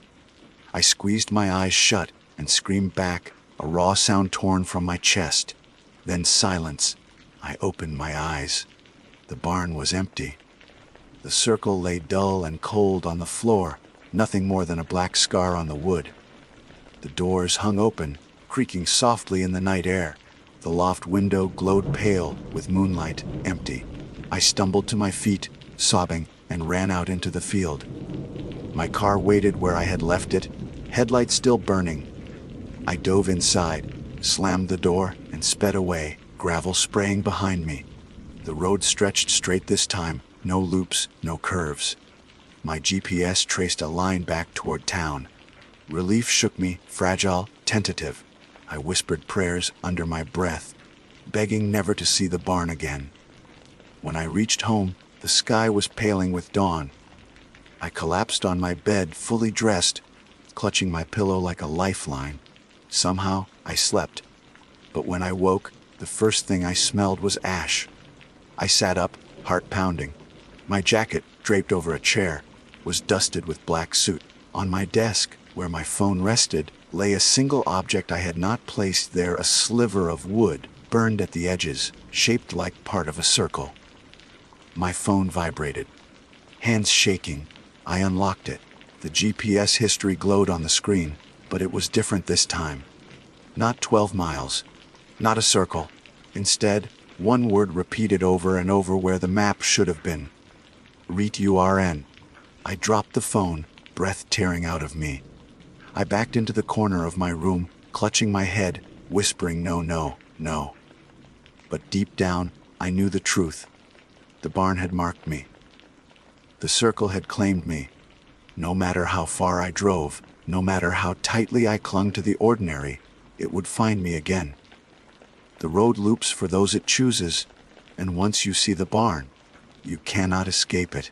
I no longer drive at night. I barely drive at all. But sometimes, when I close my eyes, I hear the faint squeal of a weather vane turning in wind that does not exist. I smell the ash of burned wood, and in my dreams, I always end up back in the barn. The circle waits for me, glowing faintly, pulsing like a living heart, and above me, in the loft, my own hollow-eyed reflection watches patiently, knowing that one day I will not wake in my bed at all. I will wake inside the loop, where the road never ends, and the barn is the only landmark that matters. Because the road always loops, and once you've driven it, it never lets you go. My name is Jonah Price, and I am 21 years old. I was born and raised in Montana, a state of endless skies and roads that stretch so far you feel you might drive off the edge of the earth if you keep going long enough.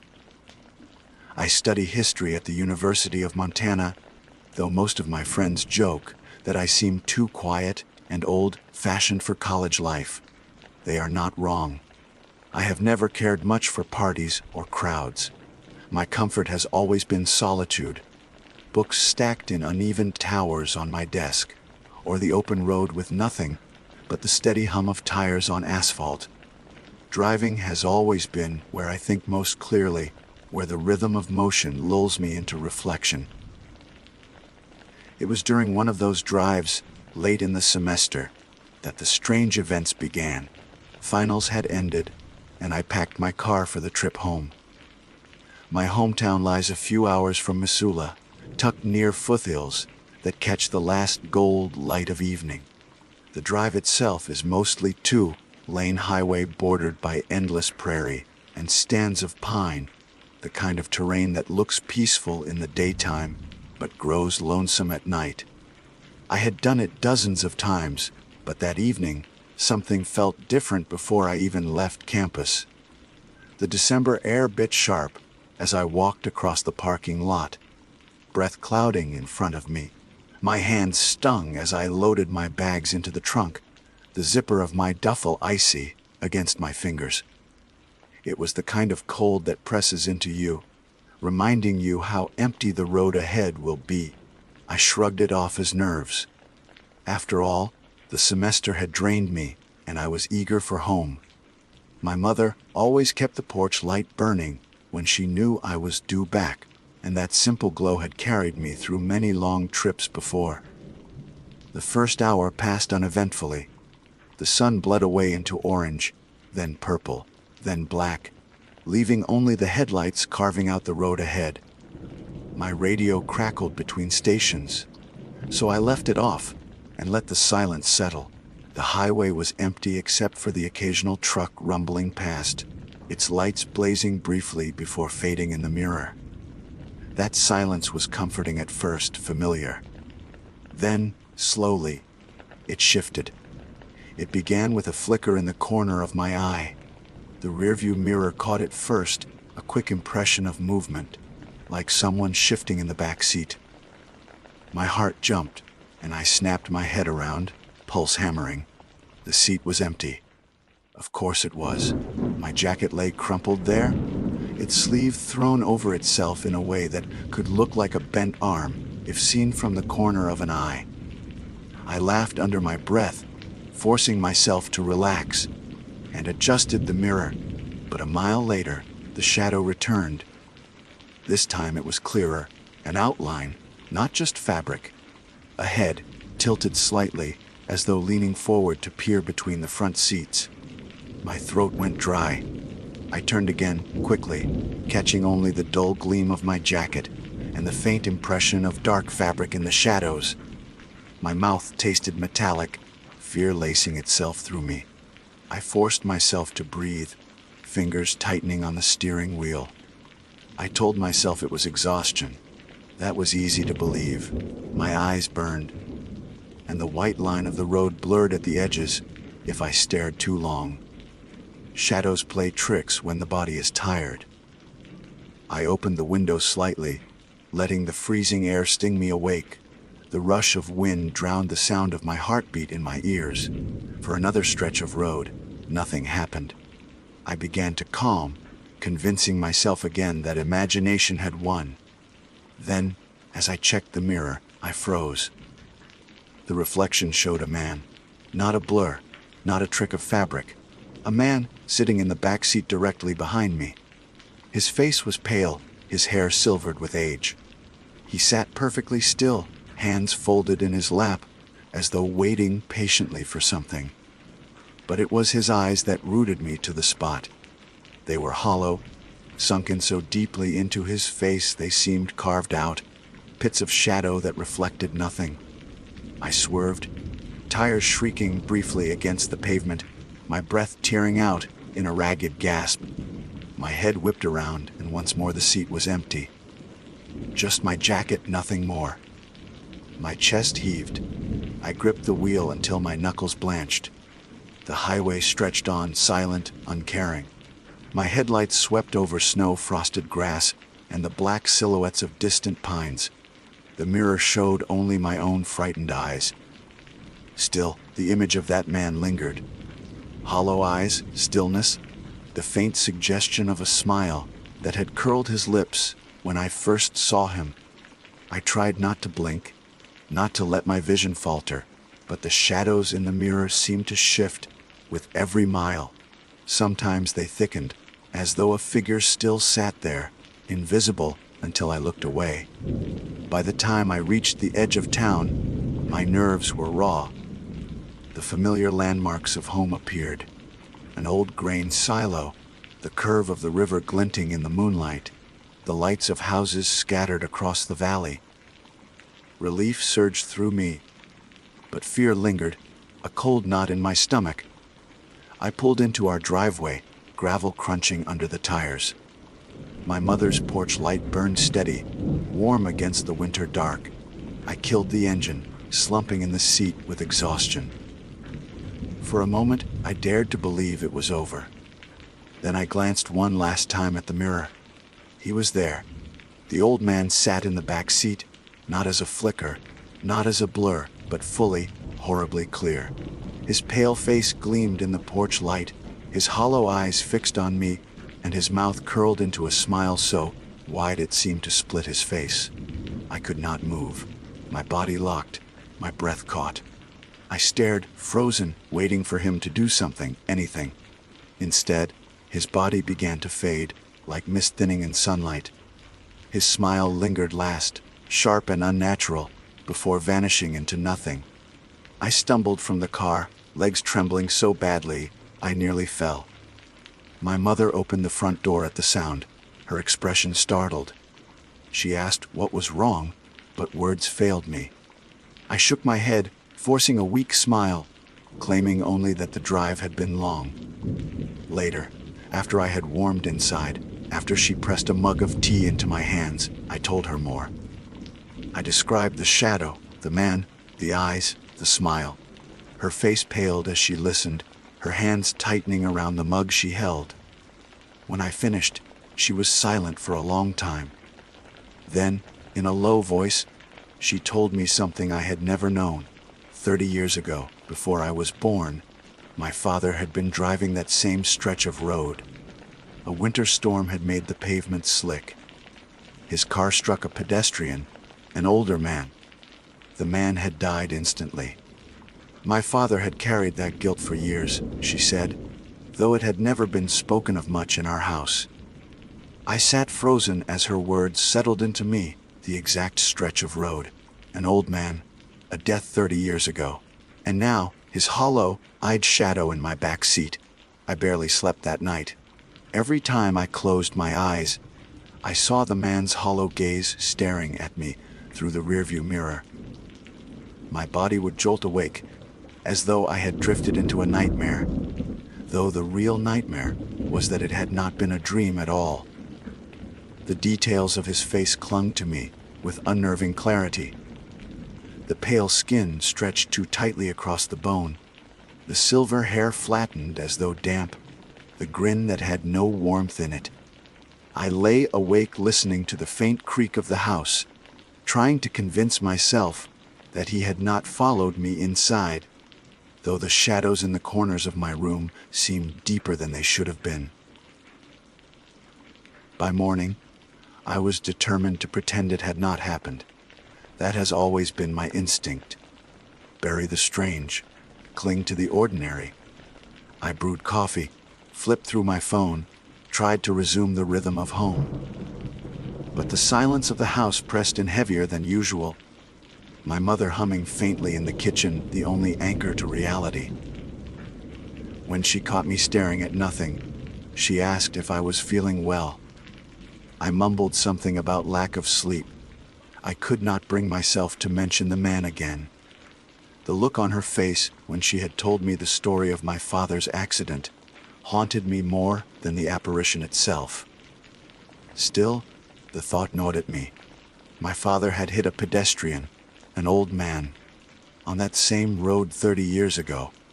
My father had carried the guilt silently, never speaking of it to me. And now, here I was, seeing an old man with hollow eyes and a smile in my back seat. Coincidence was a weak explanation. It felt more like inheritance, as though I had been given not just my father's name, but also his debt. By afternoon, I decided to test my courage. I drove out again, telling my mother I was running errands. She gave me a look that lasted a little too long. but said nothing.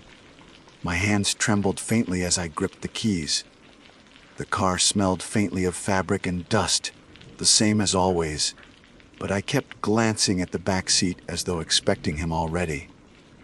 The road stretched out ahead, the mountains sharp against the winter sky.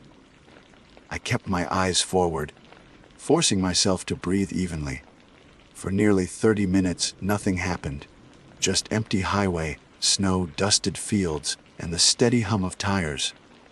I began to think maybe it had only been exhaustion the night before, some trick of shadow and memory mixing with my mother's story. Then I looked at the mirror. He was there. The man sat in the back seat again, his face expressionless this time, his eyes black pits that seemed to suck in the light. He did not move. He did not blink. He simply watched me. My chest tightened, panic rising, but I forced myself not to turn. I gripped the wheel harder, eyes fixed on the road. My breaths came shallow and quick. The temptation to look back was unbearable, but I knew what I would find. An empty seat, a trick of the eye. I refused to let myself break that fragile illusion. For 10 miles, he sat there in the mirror, silent, motionless. Then, slowly, his lips curled into that same grotesque smile. My skin prickled, sweat breaking along my neck despite the cold. I heard a faint sound, almost like a whisper, but when I strained to hear it, it vanished beneath the rush of wind outside. I slammed the brakes and pulled onto the shoulder, heart hammering. Trucks roared past in the opposite lane, their wind buffeting the car. I twisted in my seat, finally daring to look. The back seat was empty. I laughed once, a sharp, broken sound, and pressed my palms into my eyes. But when I lowered them and glanced at the mirror again, my laughter died in my throat. He was still there. The reflection showed him clearly, sitting calmly as though I had not moved at all.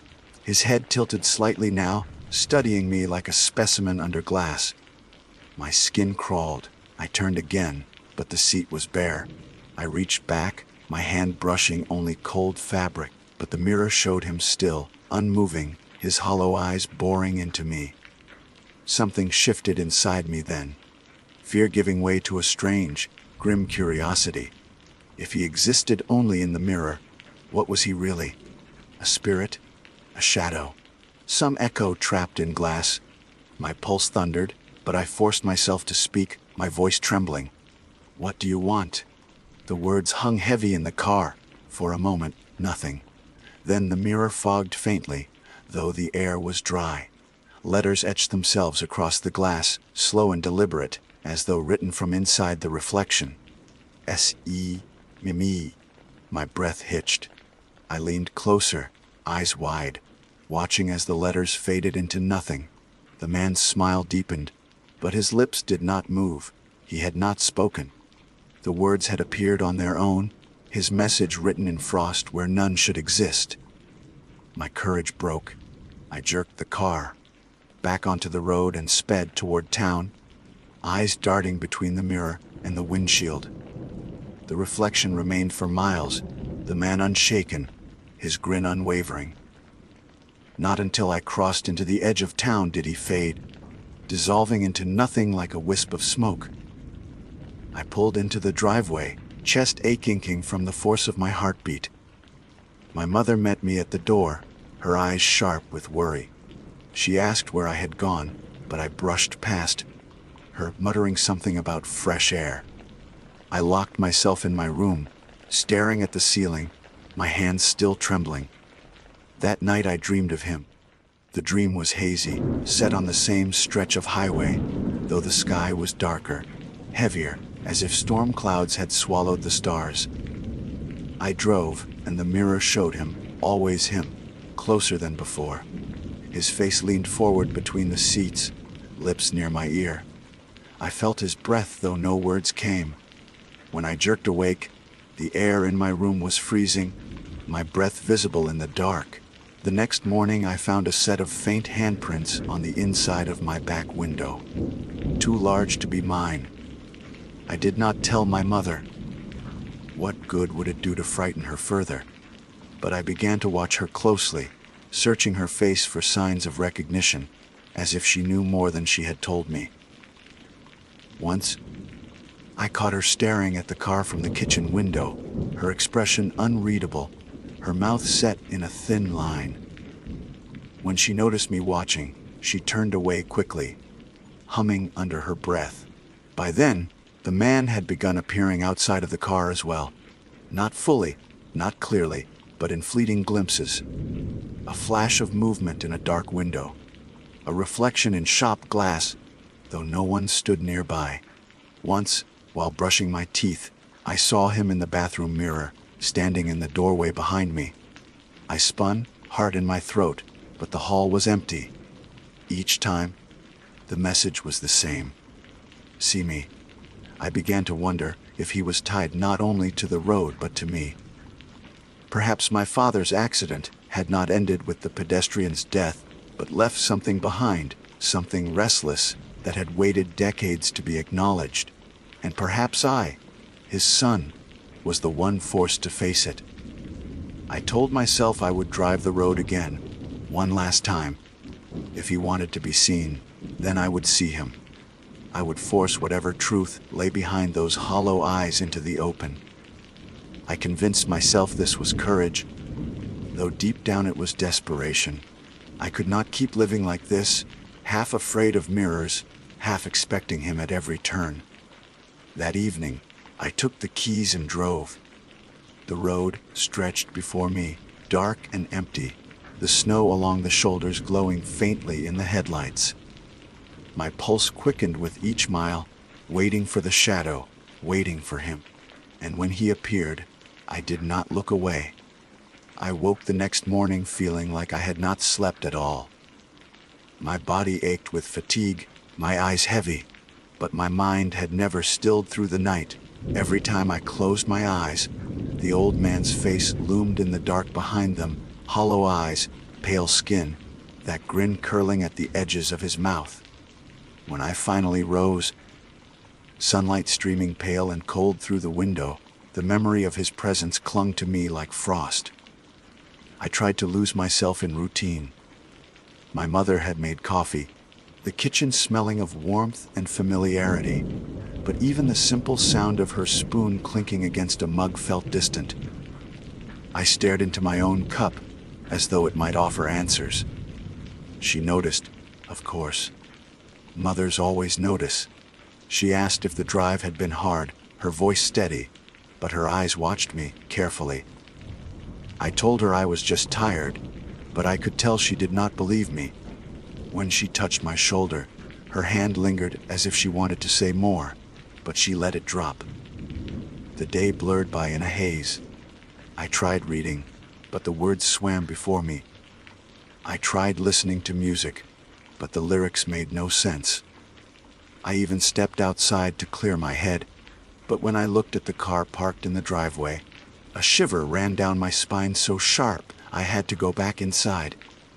I could not escape the feeling that something waited in there, in that back seat where no one belonged. By evening, I told myself I would not let fear control me. That is what my father used to say whenever I stumbled as a child. Fear is a leash you put on yourself. He had been stubborn about such things, unyielding even when wrong. I never knew the full story of the accident he carried, the one my mother had only hinted at the night before. But I felt the weight of it now, as if the man I had seen in my rear view was tied to my father's guilt, a remnant of something unresolved. I could not ignore it. I needed to know. The winter sky was dark by 5. I grabbed my keys before I could talk myself out of it. My mother asked where I was going, and I answered too quickly. Just out for some air. She gave me the same look she had the night before, but she did not stop me. When I slid into the driver's seat, the cold leather burned against my palms.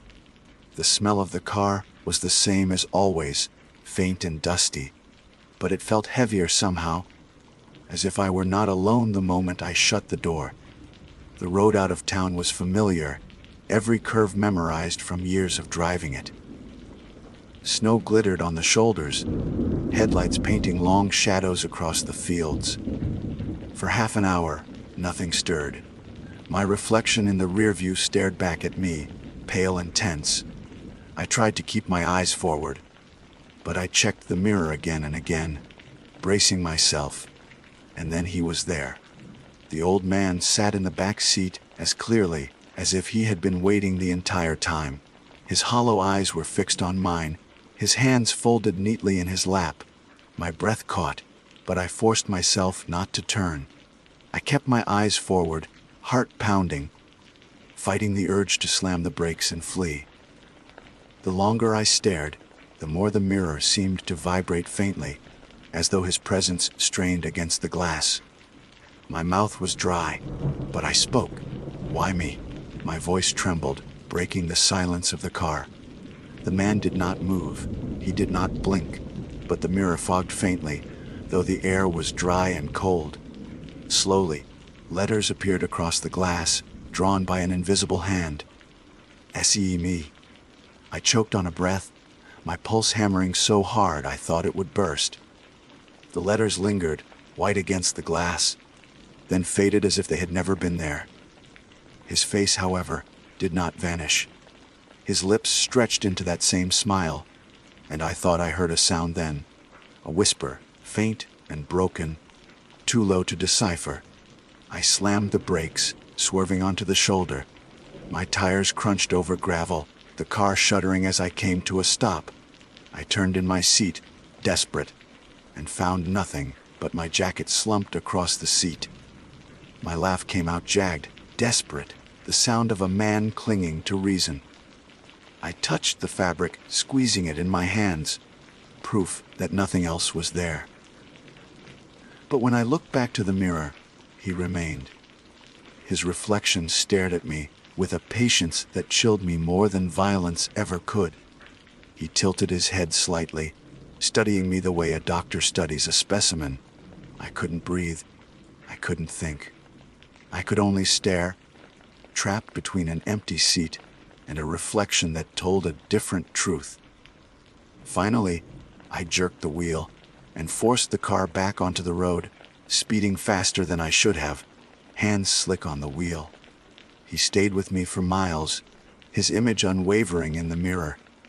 Only when the first glow of town lights broke the horizon did he begin to fade, dissolving into the shadows of the seat.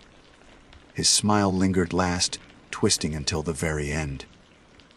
When I stumbled inside the house, pale and shaking, my mother looked at me as though she already knew.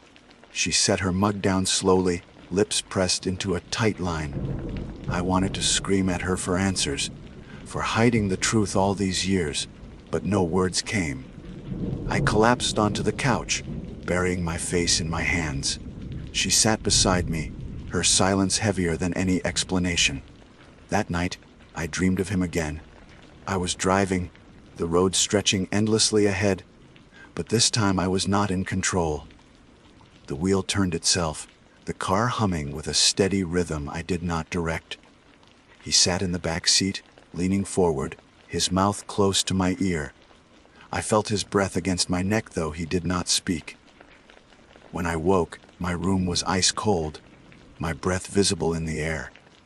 I tried to convince myself it was only the heating, only a draft, but in the faint condensation on my bedroom window, words had formed, smeared by an unseen hand.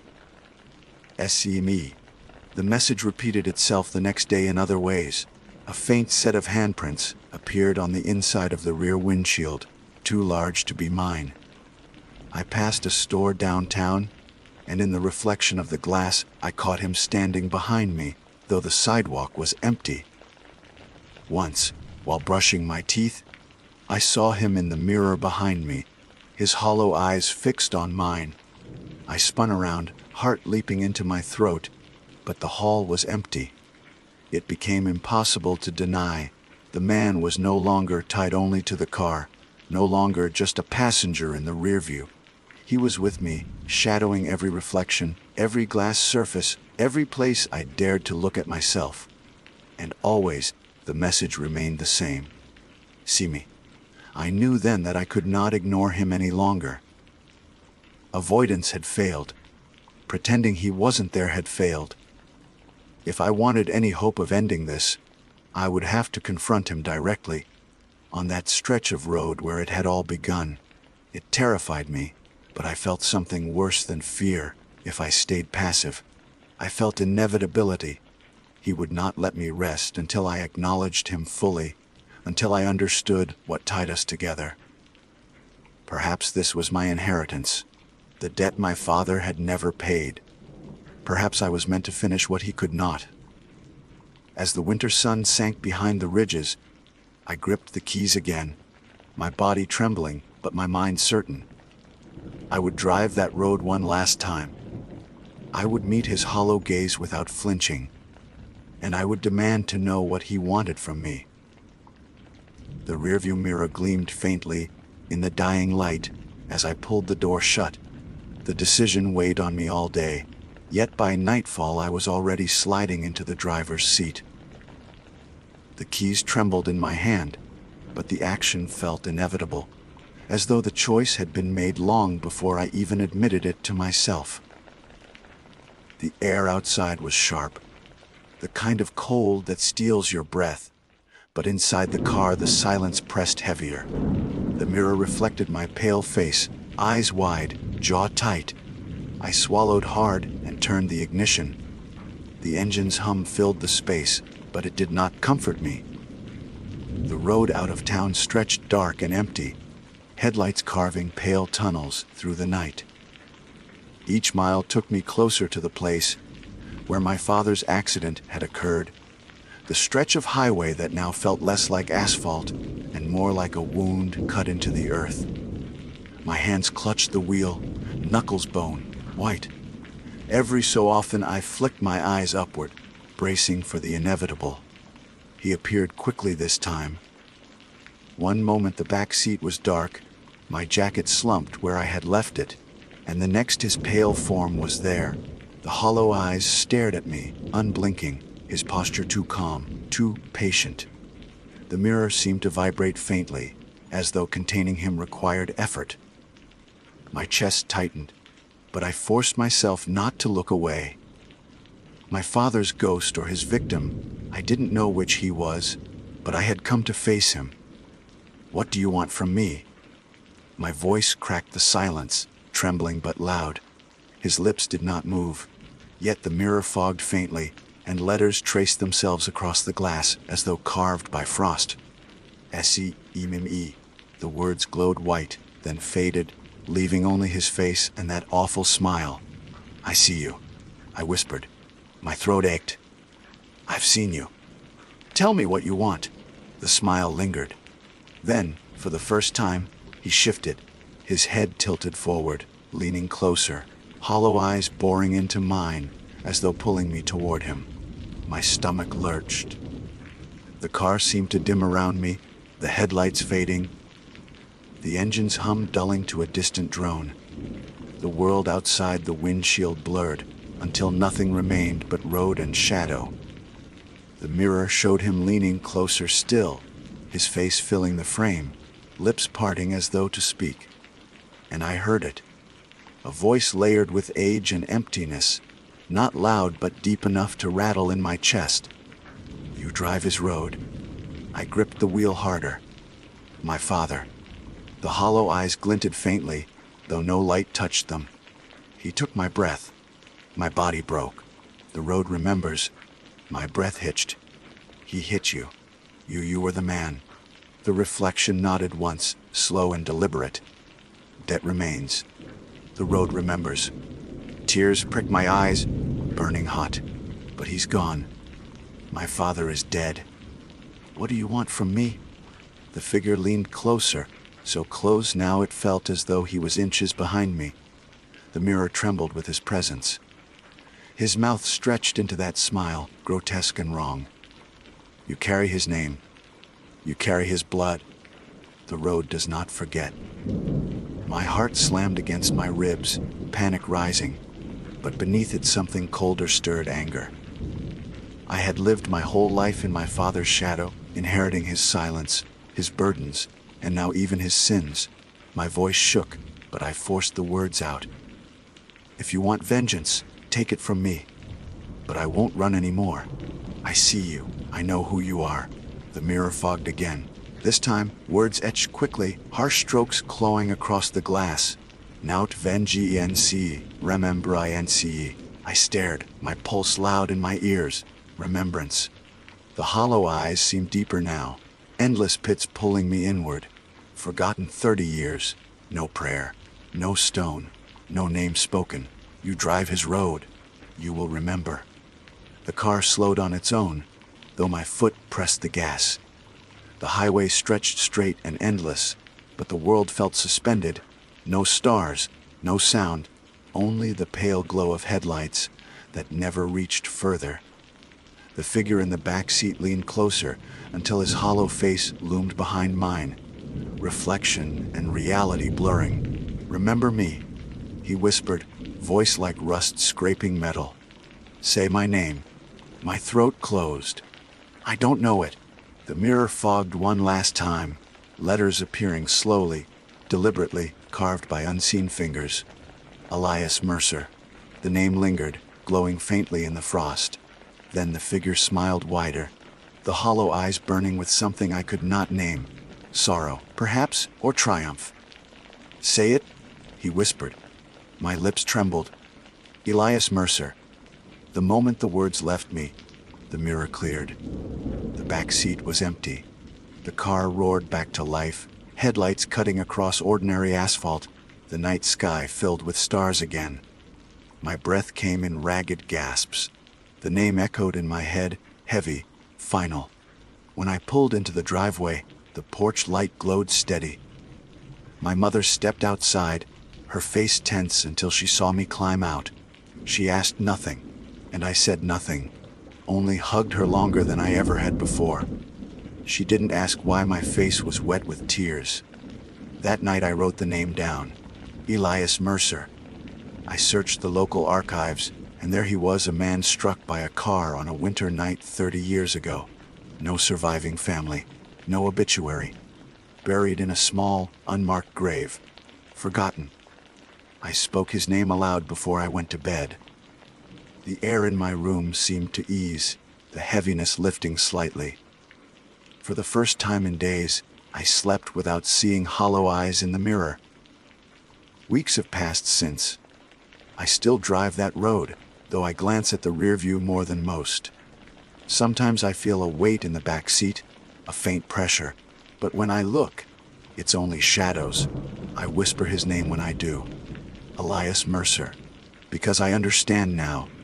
He was not hunting me for vengeance. He was waiting for someone to remember. My father never spoke of him, never gave him the dignity of acknowledgement. But I will. The road still feels haunted. Perhaps it always will. But the mirror has been quiet. And if one night I glance up and see those hollow eyes again, I will not look away. I will meet his gaze, and I will say his name. Because some debts are not paid in blood or fear. Some debts are paid in memory, and the road remembers. My name is Valerie Chen, and I am 30 years old. I was born in Phoenix, but most of my adult life has been spent on the road between cities, traveling for work, for friends, for myself. I am a graphic designer who can work from anywhere as long as I have my laptop, so I have taken advantage of that freedom. Highways are where I have always felt most alive. People complain about long drives, but I welcome them. There is something meditative about the white lines unspooling endlessly ahead, the hum of tires against asphalt, and the rhythm of a playlist carefully chosen to match the landscape. Music is how I measure distance, not mile markers. Songs are how I remember where I was, who I was, and what I felt at the time. That was true until one night on Interstate 40, a stretch of highway I had driven countless times before. It was early November, crisp and cool, the air sharp enough to sting through the cracks in my window. I had left Albuquerque late. the city lights dwindling in the rear view, until the desert swallowed them. The night sky stretched wide, stars scattered like powdered glass. The road ahead was mostly empty, just a long ribbon of black flanked by desert scrub. I was alone, but I never minded being alone. My stereo played one of my favorite playlists, the kind I only reserved for night drives. Songs that surged and faded, melodies that stretched out like the horizon. I sang softly under my breath, tapping my fingers against the wheel. The music filled the silence, kept the emptiness at bay. For a while, it was perfect. Then, in the middle of a song, the radio cut out. The music stopped so suddenly that my voice sounded strange in the empty car, and I caught myself mid-lyric. A burst of heavy static filled the speakers, loud enough to make me flinch. I frowned, reaching for the dial, twisting it back and forth. No matter which station I tried, the static remained. No hint of music, no voices of late-night DJs, only that rushing, grating sound, like sand pouring endlessly through metal wires. I kept fiddling with the tuner, muttering under my breath. My stereo had never given me trouble before. Static wasn't unusual in the desert, but usually at least one station broke through, even faintly. But this time, nothing. Nothing except I froze, hands stilling on the dial. Beneath the static, faint and breathy, I heard a voice. At first, I thought it was a trick of my imagination, the brain straining to make patterns from noise. But then I heard it again, clearer this time. Don't stop. The words were soft, distorted, stretched by interference. My skin prickled, every hair on my arms rising. I gripped the wheel tighter, pulse racing. I tried another station, then another. Each time, the same static hissed through, and buried inside it, faint but insistent, came the whisper again. Don't stop. My throat tightened. I told myself it was interference, maybe some weird overlap of signals. Truckers, CB radios, sometimes bled through onto FM frequencies, didn't they? That had to be it. But the words were too distinct, too deliberate. My heart thudded against my ribs, and I found myself pressing the accelerator harder, urging the car forward through the emptiness. For 20 minutes I drove like that, the static filling my car, the whisper repeating itself in uneven bursts.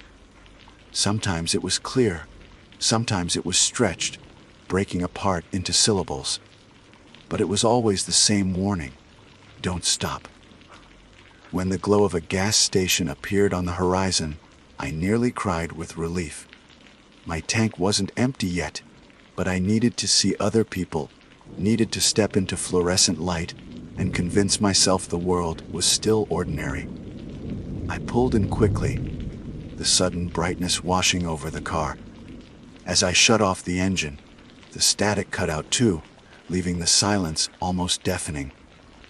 I stepped outside, the desert cold rushing over me.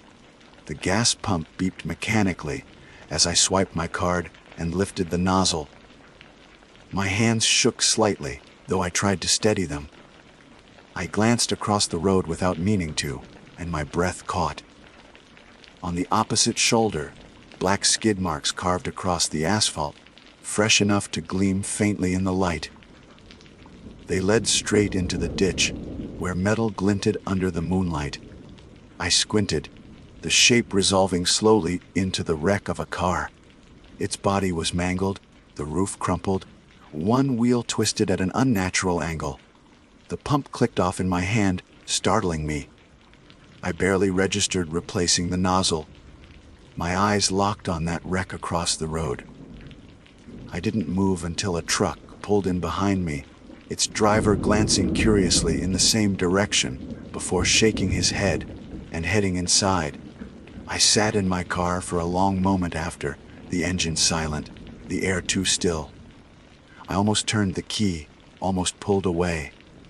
But something made me reach for my phone instead. I dialed 911 with trembling fingers and reported what I saw. The dispatcher's voice was calm, routine, asking for details. I gave them, my words stumbling, my throat dry. She assured me someone would be sent, thanked me, and hung up. I drove away quickly after that, unable to bear waiting there any longer. My hands were ice on the wheel, my body tense. I left the radio off. The silence was worse, but I couldn't bring myself to touch the dial. Every time I glanced at it, I expected the static to roar back. By the time I reached my motel for the night, the police had already called me back. They had found the wreck, just as I described. The driver was dead, killed instantly. No one had seen it happen. The car had gone off the road hours before, unnoticed until I had called it in. I sat on the bed with my phone pressed to my chest, staring at the dark screen. My mind replayed the drive, the static, the whisper threading through it. Don't stop. Had it been coincidence? A freak overlap of signals, or something else? Something that wanted me to keep moving, so I wouldn't end up like the driver in the ditch. I didn't know. All I knew was that for the first time in my life, music no longer brought me comfort. That night, the silence of the motel room felt heavier than the static ever had. I told myself it was coincidence. I repeated it like a mantra in the days after, whispering it under my breath whenever the memory threatened to rise. Radios pick up stray signals. Accidents happen every day. My call to the police was nothing but good timing. The whisper I had heard was just interference, some late night trucker's voice broken by static. That was all. But deep down I knew I didn't believe myself. The voice had not been random chatter. It had spoken to me, directly, and I had obeyed it. I stayed off the highway for nearly a week, working from my motel, pacing the small carpeted room when I couldn't focus. Every time I glanced at my car through the blinds, unease tightened in my chest. The stereo sat silent, waiting. I could not shake the feeling that if I so much as turned the key, the static would return, whispering its same command, "Don't stop." Eventually, though, the road called me back. My work required me to meet clients in Amarillo, and the highway was unavoidable. I set out late in the afternoon, sunlight slanting across the desert. The sky was pale blue, the air crisp. I told myself everything would be fine. Rationally, there was no reason for it not to be. For the first 100 miles, nothing happened. I kept the radio off, relying on the hum of the tires and the faint rattle of the windows. My shoulders slowly loosened. I almost began to feel foolish, as though I had made a phantom out of nothing. But as the sun sank and the desert darkened, the silence inside the car grew oppressive. My mind filled it with echoes, with remembered whispers. I finally reached out, hesitating, then pressed the button. The radio crackled to life. Music filled the car. A country station, twangy and nasal. Relief surged through me. I let it play, switching stations as the signal weakened. Chasing scraps of melody across the dial, the world felt normal again, for a while. Then, halfway through a song, the music cut out. The static roared back, sharp and sudden. I flinched, my hand darting for the dial, twisting frantically. Every station was the same hissing, rushing noise. My pulse quickened. I gripped the wheel harder, forcing my eyes forward. And then the whisper returned. "Don't stop." The voice was clearer this time, though still stretched, buried beneath the static. My skin prickled. I tried another station, desperate. But the whisper followed, stitched into every frequency. "Don't stop." My throat tightened. I told myself to turn it off, to let silence swallow it, but I couldn't. Some part of me needed to hear what it would say, as though the radio had become an oracle, and I its unwilling disciple. Minutes dragged. The voice repeated itself in uneven bursts, sometimes almost lost in the noise, sometimes sharp as glass. My hands trembled on the wheel. Then, faintly, it changed. Don't stop here." The last word stretched, breaking into static, but I heard it clearly enough. My stomach twisted. Here. Where was here? I glanced at the dark landscape rolling by, barren and empty. Nothing stood out but endless brush and shadows. I pressed harder on the accelerator, as though distance itself could keep me safe. 10 minutes later, headlights appeared ahead. A car sat on the shoulder, hazard lights flashing weakly. I slowed instinctively, heart aching. Someone needed help. But the whisper hissed through the static, urgent now, don't stop. I gripped the wheel, torn.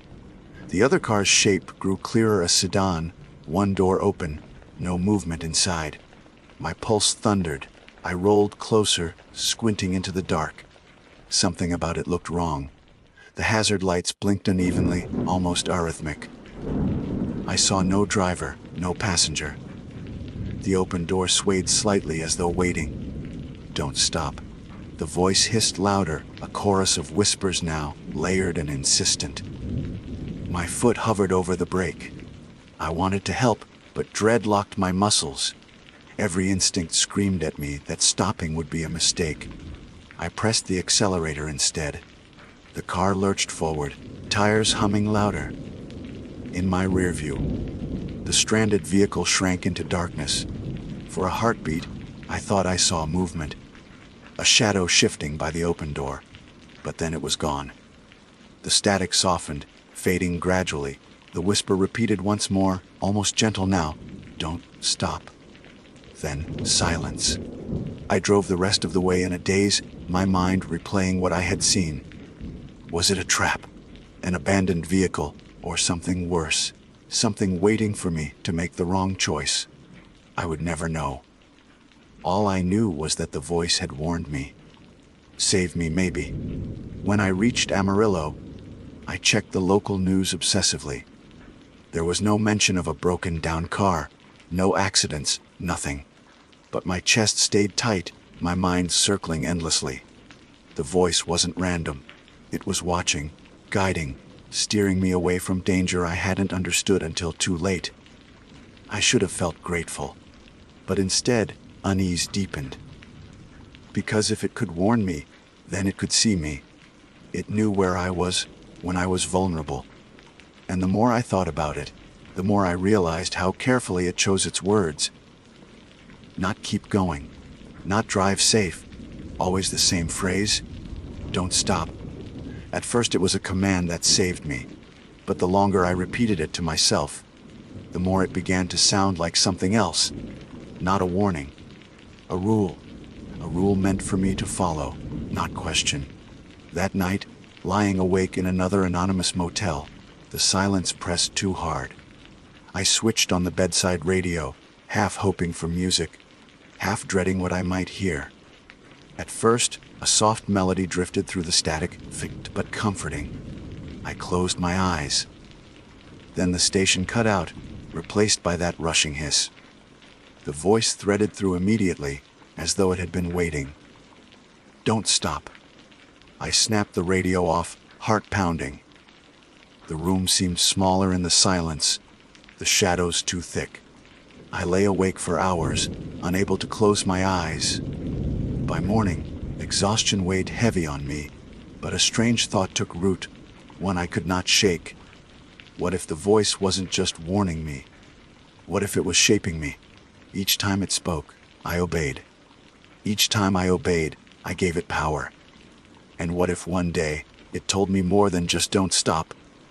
The voice did not return the next day, or the day after. I kept the radio off as I drove between client meetings, relying on the sound of the tires and the thrum of the engine. At first, the silence felt like safety, but slowly, it grew worse. I found myself listening for the hiss that wasn't there, leaning toward the dash, as though expecting to hear the static again.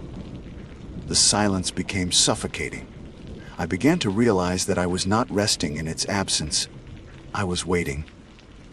On the fourth night, the waiting ended. I was driving back toward Oklahoma City, the desert long behind me, the highway straight and empty beneath a moonless sky. Fatigue tugged at me. but I pressed on. I told myself I would stop for coffee, though even as I thought it, my chest tightened. Stopping no longer felt like an option, not after hearing those words over and over. Finally, curiosity clawed harder than fear. My hand trembled as I reached for the dial. The stereo clicked on. Immediately, static roared to life. It was like the voice had been waiting just behind the glass, ready the instant I listened. "Don't stop." The words came clear, layered and low, the same as always. My throat tightened. "I hear you," I whispered, unsure if I meant it for myself or for whatever spoke. "I hear you." The static hissed, swelling. The whisper returned, but this time it changed. "Don't stop, not yet." My grip on the wheel faltered. Not yet. The words cut sharper than the rest, filling me with dread I couldn't name. I pressed harder on the accelerator, headlights sweeping across the blacktop. The road stretched endless, no cars ahead or behind. Minutes later, a green glow appeared, a highway sign marking an exit, promising gas, food, rest. My chest ached for relief, but the voice hissed louder, sharper. "Don't stop. Not yet." Sweat prickled along my neck. My pulse thundered. My rational mind screamed at me to exit, to rest, to breathe, but my body obeyed the voice. My hand stayed steady on the wheel, my foot pressed firm on the gas. The exit slipped by. The highway swallowed me again. The voice hummed softer now, almost pleased. The static wove faintly around it, a shroud of sound that filled the car like breath. I began to feel less like I was hearing it and more like it was inside me, threading through my bones. "Good," it whispered. "Not yet." I drove for another hour, though fatigue gnawed at me. My eyes burned, my body sagged against the seat. My hands felt weak, my thoughts blurred. Yet still I drove. The whisper had burrowed too deep. Every time my foot twitched toward the brake, the words hissed sharper, filling me with panic. "Don't stop." Finally, flashing lights appeared ahead, red and blue, washing the highway in urgent color. I slowed despite myself, heart hammering, as the scene came into view. Another wreck. A car had gone off the road, crumpled against the guardrail. Police and paramedics crowded around it. I caught a glimpse of the driver slumped behind the wheel, his face pale in the floodlights. My stomach dropped. The voice hissed one last time, rising above the static. "Not you. Not yet." Then the stereo went dead. The car filled with silence. I drove past the wreck, my breath shallow, my hands shaking. The world felt both heavier and emptier. The voice had kept me from stopping again, had kept me alive. But the way it said "not yet" chilled me more than death itself. By the time I reached the city, dawn was bleeding across the horizon. I pulled into a gas station and sat there for a long time, the pump waiting, the car idling. I could not bring myself to turn the radio back on. Days have passed since. I have tried to return to normal life, tried to drown myself in work and chatter and laughter with friends. But when I drive, the silence presses too close. My hand always drifts toward the dial, aching to hear the static again, not out of fear anymore, out of need. Because the voice was not random. It saw me. It guided me. Twice it steered me away from death, pulling me past wrecks that could have been mine. It protected me, or it claimed me. I can't decide which terrifies me more. Last night, unable to resist, I turned the stereo on again. Music played for a while, faint and crackling, but behind it, deep beneath the melody, I thought I heard the hiss. Buried in it, faint but distinct, came a new whisper. Soon, I shut it off immediately, but the word stayed lodged in my head like a thorn. I don't know what the voice wants or why it chose me. I don't know if it saved me because it cares or because it needs me for something I can't yet understand. All I know is that every time I drive at night, I feel its presence waiting. The silence is no longer silence. It's anticipation.